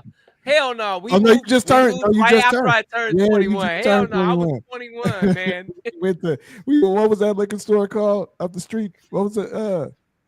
Couldn't tell you, but I remember. I know exactly Al's. where It was called Al's Liquor. Al's. That was it. Al's. Hell Mike yeah. G and I walked up to Al's Liquor and we bought hella Cisco. Not Cisco, but we bought what was Mad it? Dogs. Mad Dog, the MD 2020. I wasn't messing with the Boom Storm, though. Hey, at the end of the night, Elle was like, I'm pouring this out. I'm pouring this out. Bro. That MD 2020 had me sitting in the back of a cop car. Oh man, I think it's had it all of us in the back. Nigga went with a full armed escort to the police station. Downtown. Red carpet treatment, everything. Let me tell y'all a story. Let me tell y'all a story. About like 15 years ago. No, about 30 years ago. The homie. No, I'm not gonna tell the story. Yeah, you might not want to. I'm not gonna tell the story. I am Groot. He needs some milk.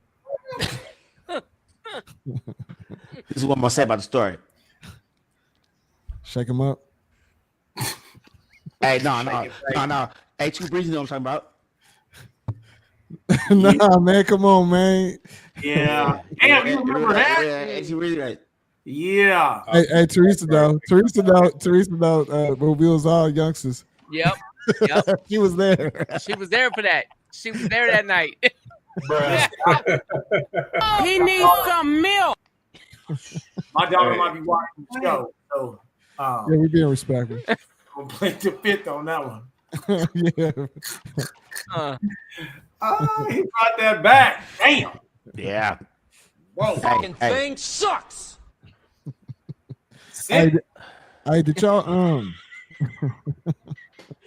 You know exactly what I'm talking about. You know exactly what I'm talking about too. You know that like ain't that crazy, bro? You play an alcoholic beverage commercial, and then all these memories, nostalgic moments start coming up from your past. You start thinking, damn.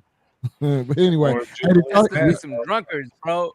right, we made it, bro. Brought you back to Soul Train and seeing everybody vibe out. I just want to sip. Hey, nah, come on. So did y'all hear about the Cincinnati father that killed a police officer after a police officer killed his son? Did y'all hear about that? I didn't hear about that. Okay, so yes, so I there was did hear about that. Okay, so a tragic sequence of events has shaken up Cincinnati. May 1st, 18-year-old Ryan Hinton was fatally shot by police after allegedly pointing a gun while fleeing from a stolen vehicle. The next day, his father, Rodney Hinton Jr., he was very distraught after viewing body cam footage of the incident, allegedly struck and killed a retired deputy, Larry Henderson, with his car as the deputy directed traffic near the University of Cincinnati. Rodney Hinton Jr. now faces an aggravated murder charge, and both families and community are grappling with the profound loss and seeking answers in the wake of these devastating events. So I'm gonna go ahead and run the clip, and then we can jump into it, man, and have a conversation about it. Tonight, the father of a teen fatally shot by Cincinnati police Thursday, now behind bars, after investigators say he killed a deputy from another department the next day with his car. There is a connection between these two incidents. 38-year-old Rodney Hinton Jr. is charged with aggravated murder. Prosecutors say he intentionally struck a recently retired Hamilton County deputy who was on traffic patrol. A makeshift memorial today at the intersection. The deputy, just identified by the sheriff's office as Larry Henderson, later died at the hospital. He was so well liked and so well known. A courtroom full of law enforcement Saturday as Hinton faced a judge. His team in court calling this an emotionally charged situation. Hinton making a hard-to-hear comment to deputies while being escorted out in handcuffs. The crash happened just hours after he joined a meeting with Cincinnati police to review body camera video of his son's death, according to the attorneys hired by the family to investigate the police shooting. The video, now publicly released from two different angles, shows 18-year-old Ryan Hinton being shot and killed Thursday morning by a city police officer. He's got to go. Investigators say the teen pointed a gun at Cincinnati officers responding to a call of a stolen vehicle. Hinton's family attorneys tonight writing they are heartbroken by this tragic turn of events, and we are all devastated for the family of the officer who was killed. Shaquille Brewster joins us now from Cincinnati. So, Shaq, what is next here for the man being charged? Hallie, he's scheduled to be back in this courthouse Tuesday morning as the state requests he be held without bond. Meanwhile, you see it there. Flags on county buildings have been lowered to have staff in honor of that fallen deputy. The Midi Lab Show. Shenanigans. Who want to start this? Who want to start off? I mean, go ahead. I want to hear. I'm like, it's kind of some bullshit though, man. You feel me? Like, to me,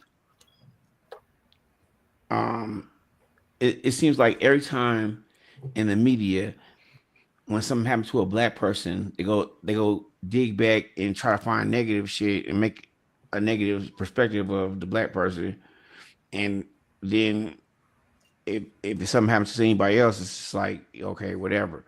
But that's not my point, though. You know what I'm saying?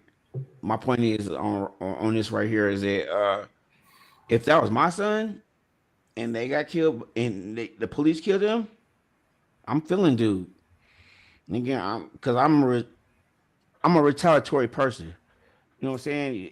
Shit, if that was my son and you shot my son and I really didn't think he pulled a gun out, yeah, I probably would retaliate. You know what I'm saying? But exactly to what you said right there, if you felt it, did y'all see my man's resolve and confidence when he walked into that courtroom? He was banging. He was like, I got time today. He looked like, yay, I did what I thought was right. And F what type of time y'all on. And you have to highlight that usually when they feel they're justified in what the accusations that are being brought forward, they would double down right after and say, after the teen allegedly pointed and the gun was found, this and that and that.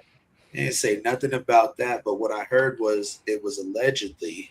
And then I heard that the father responded to this after viewing footage of the body cam. So if you saw some and nothing was brought up, or allegedly, if things didn't add up, I'm on 18. So I think that's a big. There's a story that came out a while back of a dad who killed his son's molester. It's either his son or his daughter, and in this case, the dad. There's footage. He was on the phone in the courthouse when the officers escorted the assaulter or the accused out of the courthouse. And as soon as they came walking by, he turned around off that phone, pulled out that gun, blammed him right in the head, laid him down, turned around, set the gun on the ground, got on his knees, and took his arrest. Now that, I'll stand behind that because he got the dude who did it.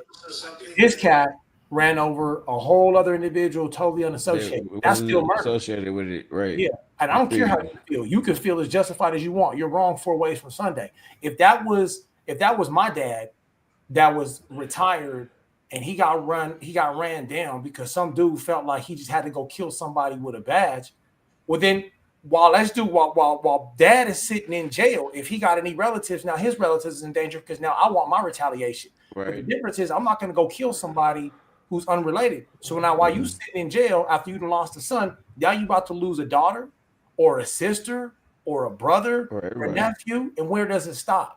And I'm gonna go to court feeling justified. So if everybody feels justified, we just supposed to let everybody do whatever they feel like doing? I don't think so. No, I agree with you. That's some mafia shit. That's some mafia shit.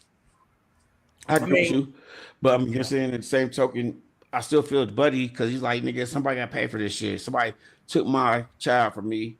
You know what I'm saying? And he just wants somebody to be responsible for that shit. You know what I'm saying? Like, if my son died, I'm gonna blame everybody but me. I'm like, oh, this is Joe Biden's fault. This is Donald Trump's fault. I'm gonna blame everybody but me. You know what I'm saying? But I you're right. You're right. NLSG says an eye for an eye. I don't know. I don't know exactly who that is, but if we live according to that, we would all be walking around blind. Ain't nobody in here innocent. Nobody. It's not treating your brother as you would treat yourself, and that's the ultimate thing.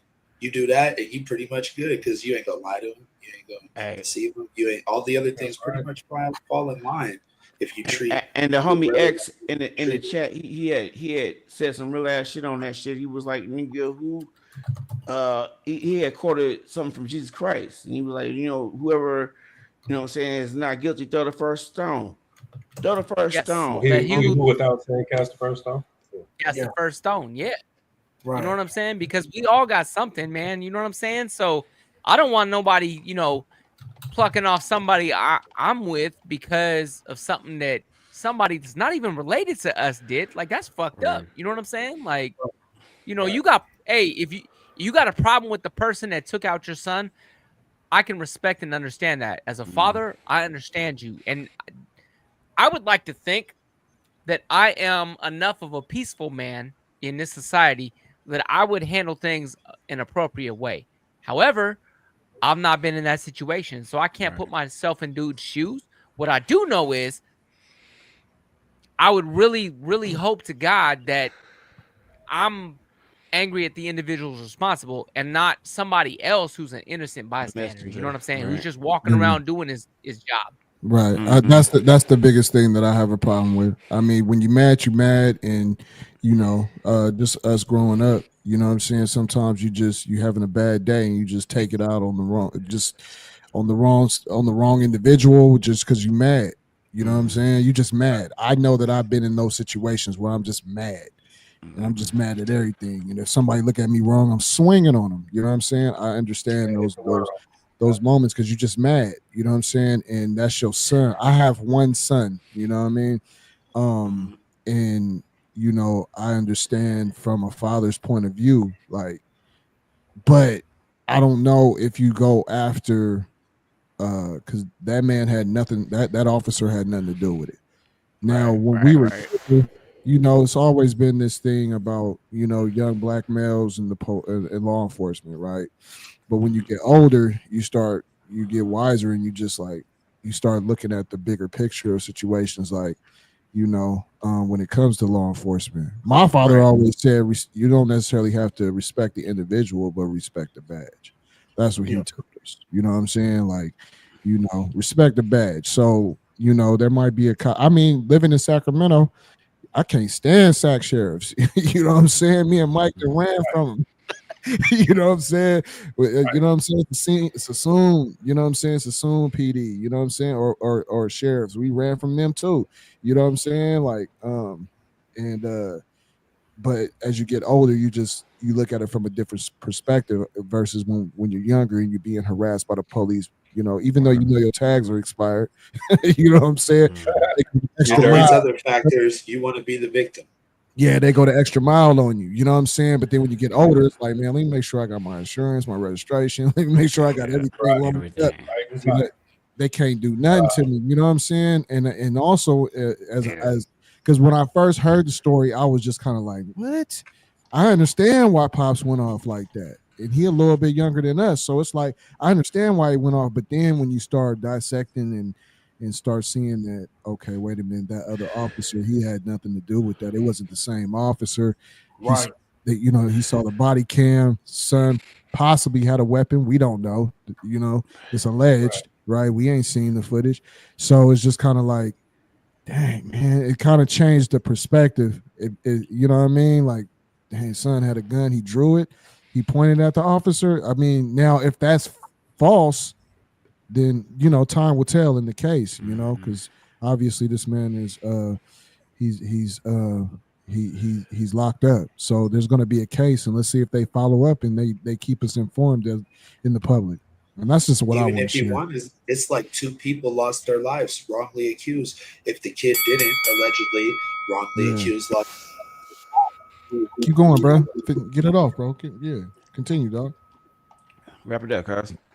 Yeah, I mean, it's just the same sentiment. But more so, hey, I want to stop so everybody can get it, but I just had a quick question for Reverend A2. Yes, sir. That sentiment that we had about casting the stone, wouldn't you say that sentiment is an entendre ultimately saying, if you judge and you sin it? Because if you have no sin and you haven't sinned thus far, if you feel righteous and prideful enough to say, I haven't sinned, so I can cast this stone, you casting a stone and inflicting indifference on another individual that you wouldn't want done to yourself. So ultimately, if you wasn't sinning, you sinned it. Now you in the same boat. Yeah, ultimately, the scripture says, doing others as you have them do unto you, but he tells us to even take a step further and put the needs of and the well-being of others ahead of ourselves. So even if we were sinless, we shouldn't cast stones, because Jesus was the only person who walked without sin. He didn't throw near stone, right? So so he said, I bring a new commandment. Right. He said, I bring a new commandment, a commandment of love. You know what I'm saying? Like, that's what we supposed to be. How often we talk about this? You know what I'm saying? He said we forgetting the message. I hear you, Mike. Yeah. I'm with you. Yeah. Sturdy Jones. Naked. So is it break time? Where we at? Great. Yeah, I think we should play a song right now. Wait, nobody else is gonna tap on There that? it goes. Naked. Hey. Great. Naked. Great. 90 racks for the watch, 30 stacks for the chain, a 50 bar for the medallion, diamonds drippy like the rain. Lord Development House is where I was taught to talk my talk. In the thick of the smudge, the slime on the tour like crosswalk. A young factor having Skrillex, spinning blue notes in a drought. Living for the moment, fuck further out. Tomahawk by my kidney, MCM bill. Fucker won't beef, I'll make him a patty meal. Come and see you about something. Sit my grass dummy. He ain't from Japan, but he like to play kamikaze. Your bitch got sloppy toppy off the ginger ale and Jack. She got that hot throat with a built-in thermostat. Smoking agriculture and vegetation in the backseat on and blazing. In the 2019 with the dealership plates, insurance and registration. Garnish and decorated with all the topics and all fixed. We don't fuck with turf dirt, we only fuck with Dixie. Some niggas tryna take what's yours. Take a stand out and take one first. Back him up, but only take one verse. With white chalk, I make him paint your curve. These some niggas tryna take what's yours. Take a stand out and take one first. Back him up, but only take one verse. With white chalk, I make him paint your curve.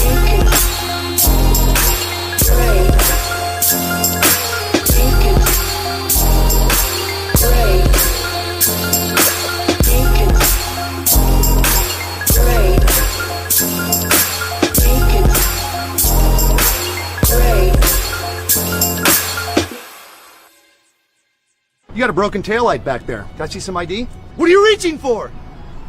The thing you asked me for? What? You didn't use your turn signal back there. Let me see some ID. I am going to reach down now, slowly. Don't be stupid! Don't be stupid! Very funny. Registration? Fuck. Good. License registration, good. You have a firearm on you today, sir? This is an open carry state, sir, and there is a firearm in the glove box. All right, let me see it. Okay. Ah, you got me. You have a firearm on you today? No, sir, just a book. Yep. Are you holding a firearm? Are you holding a firearm? Right now? You got a correct windshield. You did a rolling stop. You stopped too long back there. I'm stopping everybody with broad noses. See if you match a description. If you can't beat them, join them. I mean, it's not like they're gonna shoot one of their own, right?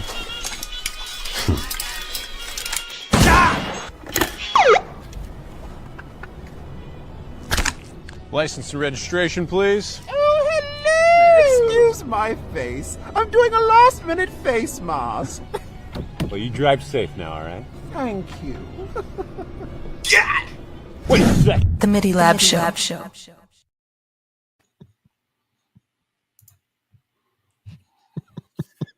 That's a good one.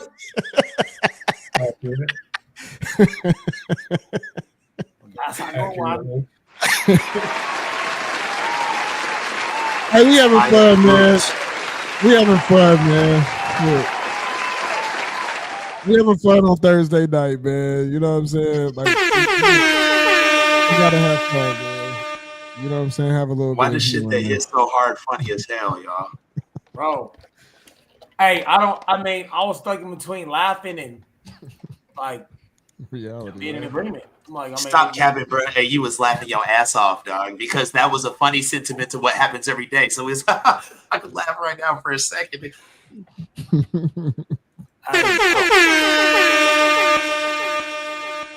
Yeah, we really try to put together a show, man. You know what I'm saying? We really try to put together a show. We got a show. Hey, NLSG said the boys in blue stick together, right? I gotta throw that out there real quick because it's a fact. You know what I mean? Anybody in any organization is going to support, for the most part, support the people in their organization. Some people will stand up and say, "Hey, right is right and wrong is wrong." Right. And I mean, somebody somewhere has to start doing that. You know what I'm saying? Like, even we got to do it ourselves. You know, it's called policing your own. And one of the things that I think if we learn from history is that if we police our own, we take away any ammunition or any excuse anybody else has to come and police our own for us. That's right. So, you know what I mean? It's kind of like playing ball. Coach, he always tell us, I mean, when you play ball, don't stop and try to point out the foul. Just keep playing, right? People will start to notice, like, hey, one dude is playing ball and the other one is cheating. And I know it sounds, to some folks, it sounds simple, right? Like, oh, it don't go down like that. Yes, it does. We just got to have the endurance. I mean, like, we gotta stand in this thing and stand strong and hold each other up. Right. Hey, I want to give a shout out to Kim. You know, thank you. I look forward to seeing y'all every week. Appreciate it. Thank you, Kim. We really try to put together a show every Thursday. We be meeting up during the week. We got to chat. We really try to organize this show, man. We came a long way. We probably have a bloops, like a bloopers episode through all the years. I mean, not the years, but all the months of just trying to do this. Yeah, bro, straight up. Maybe all the years if we got like old footage, you know what I'm yeah, saying? I wish I did, bro. You know, I wish, you know what I'm saying? So the last segment of the night, man, I just wanted to roll into the Mount Rushmore of the Bay Area because we did not get a chance to catch on to that. So 3 names I carved in stone. I saw a picture. I'm gonna locate it, but because I deleted it because we were supposed to talk about it last week, and then I'd be trying to make room on the stage here. But my the guys that were on there for sure was E40, Mac Dre, and Too Short. And then the fourth individual was Andre Nicotina, aka Dre Dog. Now Said Dre Daisy. Yeah, straight up. So Too Short laid the foundation with Oakland Game. E40 invented his own slang and flipped the independent grind into a movement. And Mac Dre just created a whole hyphy culture, just, you know, that's still very relevant today. You know, they didn't just make hits. They built the sound, the style, the hustle, and you just feel it in the streets and the slang and the fashion and everything. So we respect these legends, and there is really no Bay talk without these three. I like Andre Nicotina, but I just feel like those three for sure are you know, you know, I'm gonna just say for my guy that I would like to see on the Mount Rushmore is the Jack. Who? Jacket. Who? The Jack. Jacket. Repeat that for me because I got a little. The Jacker. The Jacker. I would have said it should have been Tupac instead of Andre Nicotina. I disagree because Glamour's Tupac like- wasn't born in the Bay. He wasn't born in the Bay, but he came up in Marin. Hold on. Artistically, but, he was. No. But hold on, because I want to touch on what X just said. That's very crucial right there. X, let me ask you something, and let me ask everybody in the chat: is there any debate about whether or not Too Short is on the Mount Rushmore of the Bay Area? Does anybody debate that? No debate. Hell no. He's on me because he's not from the Bay. He wasn't born in the Bay. He was born in LA, but he was raised exactly. in okay, but Tupac was not born in the Bay either. You know what but I'm saying? But Too Short from California, so Hey, on what you said, and credit to what Mike highlighted. Where is E40? I see what Mike just to all of where California. is E40 from? I'll still put the same 3. Where's E40 from? I mean, E40 was from Vallejo. He's from Vallejo. Vallejo, that's the. Is he from Vallejo? Hillside Magazine. You wouldn't count that as the Bay either. That's where he's from. He's from Vallejo. I mean, E40 from Vallejo. That is the Bay. I do that's count Bay. that. That's Bay. That's Bay. That's Bay. Count that the Bay. Yep. You know what I'm saying? That is Bay. Richie Rich is And I from agree. Oakland. You know what I'm saying? Jacket from out here. You know what I'm saying? Like there's a lot of people You that's know from who out needs to be here. on there though, Mike? You know who needs to be on there though, for real? MC Who's Hammer? deserving? Nah. MC Hammer? Oh, he was from Oakland. He made the word hyphy. He made the super hyphy. He made that. Hey, Like, Kid Ink was in his own lane too. Kid Ink. No, he Oh not wait, from no, I'm sorry. No, I thought he said Ink for a second. No, I said he had Keek. his California. You said what? Keek the Sneak. Keek the Sneak. Yeah, easy. Yeah, Keek. High Tech Kick Sneak. That's where he came out with that song Hyphy. Yuck Mouth. You know what I'm saying? There's a lot of dudes that's out here that I'm saying for that fourth spot, man, outside of Andre Nicotina, mine was Jack. I said the Jacker. I think so. One, I like Mike. I like Mike's input with MC Hammer. Folks were trying to overlook Hammer. Hammer was doing big things for the Bay. He was doing big things for people around him. Right. And you know, part of what happened was it wasn't the music played out. It came down to management, both financial and talent management. But Hammer was really trying to do big things. And then another unsung, I would say, Northern Cali performer that I've had people way out of California rapping like he was from their neighborhood with Brother Lynch. Well, he's from Sac. That's what I'm saying. I mean, Northern Cali. He's not a big rapper, but still, when I go, I've been all over the place. One of the best. Yeah, from Northern But why California. you can't put MC Hammer in the same sentence? And look, with all due respect, you can't put him in the top 3 with those guys for one reason. Hammer is industry, and Hammer was signed. The ultimate thing that I take out of all of this is these 3 guys that are glorified right now unapologetically paved their own lane. Too Short, he was so vulgar that not everybody, when you listen to him, you felt like you was watching porno back in the day. E40 created his own lingo, sound, tempo, and dictionary lingo. The third one, Mac Dre, I wasn't even on him right away, but when I got on him and appreciated it, again, new wave, in his own lane, trying new things that he wanted to do, like the other 2, unapologetically, I don't give about what y'all got to say. I'm doing this furl, I'm doing this Ronald Reagan, I'm a 40, short, say it puts how many times he want to, don't care what you got to say about it. Also, I think they're all independent. Right? So my dude, I'm 4th dude, Spice One. I was gonna say, like, I'm surprised that no one said Spice One. That's my dude. That's my dude. I said Jack. And then, I said Keith. Keith. Yeah. Mine's Spice One. Spiggity One. Yes, sir. I said Keith because he got a longer run than Jack and Spice One. Well, in my opinion. Yeah, the Jack did he emulate off of Mac Dre's movement? No. He was doing it before Dre came out of jail and started. You saying Keith was on it before? I mean, the I movement would say it was simultaneous. Yeah. Yeah. If not him, it would have to be either Mess or Quinn, in my opinion. Yeah, Sam Quinn is another one. Yeah, or JT. You gotta give it to JT too. Like, you know what I'm saying? I'm not a Cali native, but all you guys been in there in that point. Out of all of you, real quick, who would you say was the first person to say hyphy on the track? Say what? Hyphy. Put hyphy out there. First person to put hyphy on a track, and people were like, "What's that?" But also, it's part of the culture, so you kind of knew being in SAC. But anyways, who do you feel? Keek? It's not Phil. It's Keek. Keek said it first. Hands down.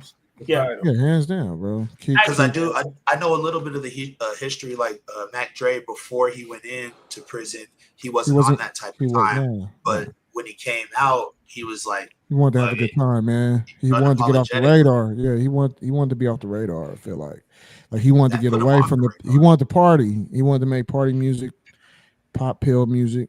You know, go crazy, have a good time. You know what I'm saying? Dumb. Not to cut you off, El. But before the hyphy movement, there were other cats that have passed on that were not spoken of too, like Seagram. You know what I'm saying? Seagram was raw. Seagram was dope. Coog Nut. You know Coog what I'm Nut. saying? Hey, C Fresh. Right. See what I'm saying? Mr. C from RBO Posse. You know what I'm saying? Yeah. Like, there's a lot. Mr. C, Hitman. Come on, man. Hitman was dope. I mean, these are all dope artists, but what we're saying, and these guys, their lives were. For the Mount Rushmore. My bad. Yeah, you're right. Yeah, the guys that are here that, you know what I'm saying? Even Jack ain't here. But Jack is, I don't know, when Jack really had, I feel like he just had like, because Jack used his own sound, like he had his own sound. It wasn't, you know what I'm saying? He had his own lane, I feel like. Yeah. Like, you know what I'm saying? And he was innovative. You know what I'm saying? When you hear Jack's music, it was innovative. When you hear what happened to the world, you know, like it takes you on a ride, you know. And no pun intended. To me, Jack's music was breezy, it was fly. You know what I'm saying? Glamorous life.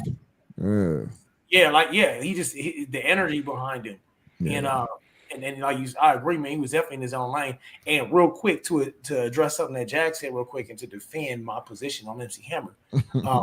Hammer started off dancing in parking lots, homie. Don't get it twisted. Oakland. Hammer ain't nobody we play with, bro. Yeah, he started off dancing in I'm not taking away his gangster, y'all. He wasn't independent, dude. He started off dancing on cardboard boxes in parking lots.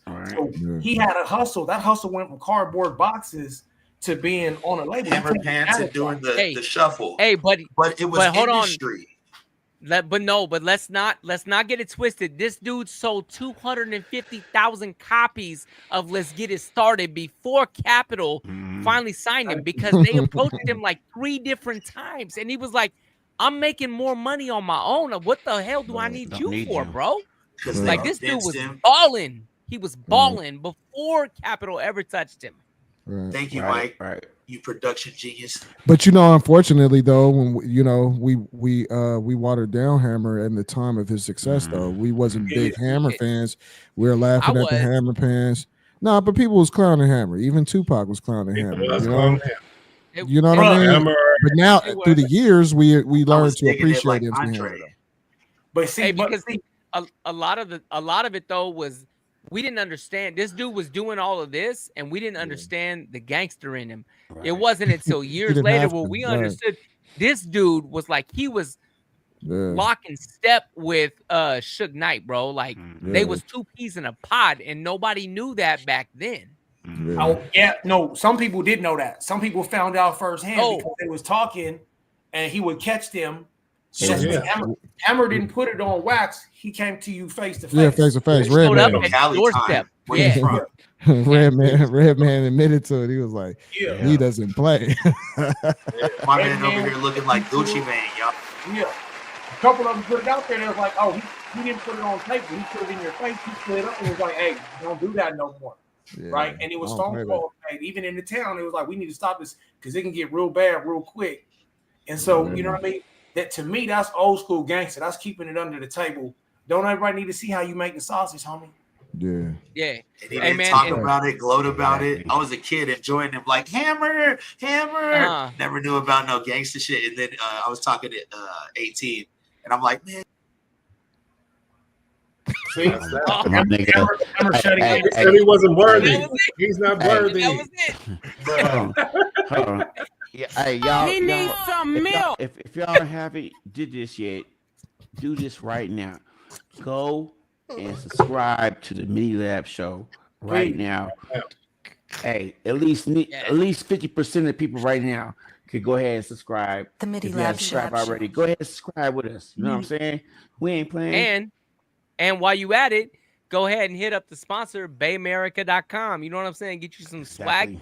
Show up in the comments next week. Maybe even put a little picture of some Midi Lab shit that you got on. You know what I'm saying? Lab Show. Get a t-shirt. Buy a shirt, post it, and we're gonna put you on the front. We're gonna put you on Front Street. So there we go. So everybody can see that. You know what I'm saying? BayAmerica.com. Hey, $ Bay America on the Cash App. Hey, donate $1. Anything is welcome. Anything is welcome. Absolutely. We love y'all. Everything is welcome. It helps us do it for y'all. It's welcome. Like saying real. Make sure y'all touch that Cash App. That was $ Bay America. BAY America. Tap in, please. Anything will help. Anything is good. Close the doors. Close the doors. I'm playing. Shout out Marvin Sapp, man. Shout out. We ain't letting nobody log out tonight. Close the door. Nobody can, hey, if you don't donate tonight, you cannot leave. He said 40 bands. He said, I need 40K. What's the 40K? Yeah, run that. Now we're giving y'all the family discount. We're gonna settle for 5K tonight. Right now. Come on. Empty your pockets. But on the real, man, like, subscribe to this channel. This is the Midi Lab Show. Go to Bay America, get you some swag. We're gonna be here next week, all new swag. Hey, get you some too. Yeah. You know what I'm saying? Yes, sir. Yes, sir. Straight Tap in and be heard, man. Come on in, holler at us, kick it with us. Yeah. Share it with your friends too. Straight up. Yes. Hey. Like, share, comment, subscribe. Hey, shout out to everybody that watched the show tonight. We appreciate you. We love you. Thank you for watching us, man. For real though. We'll be back Thursday.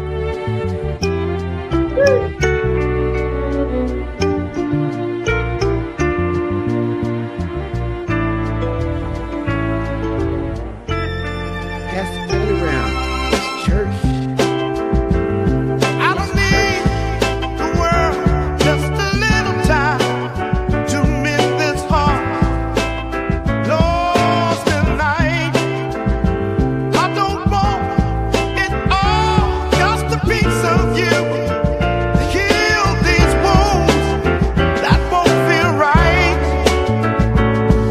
time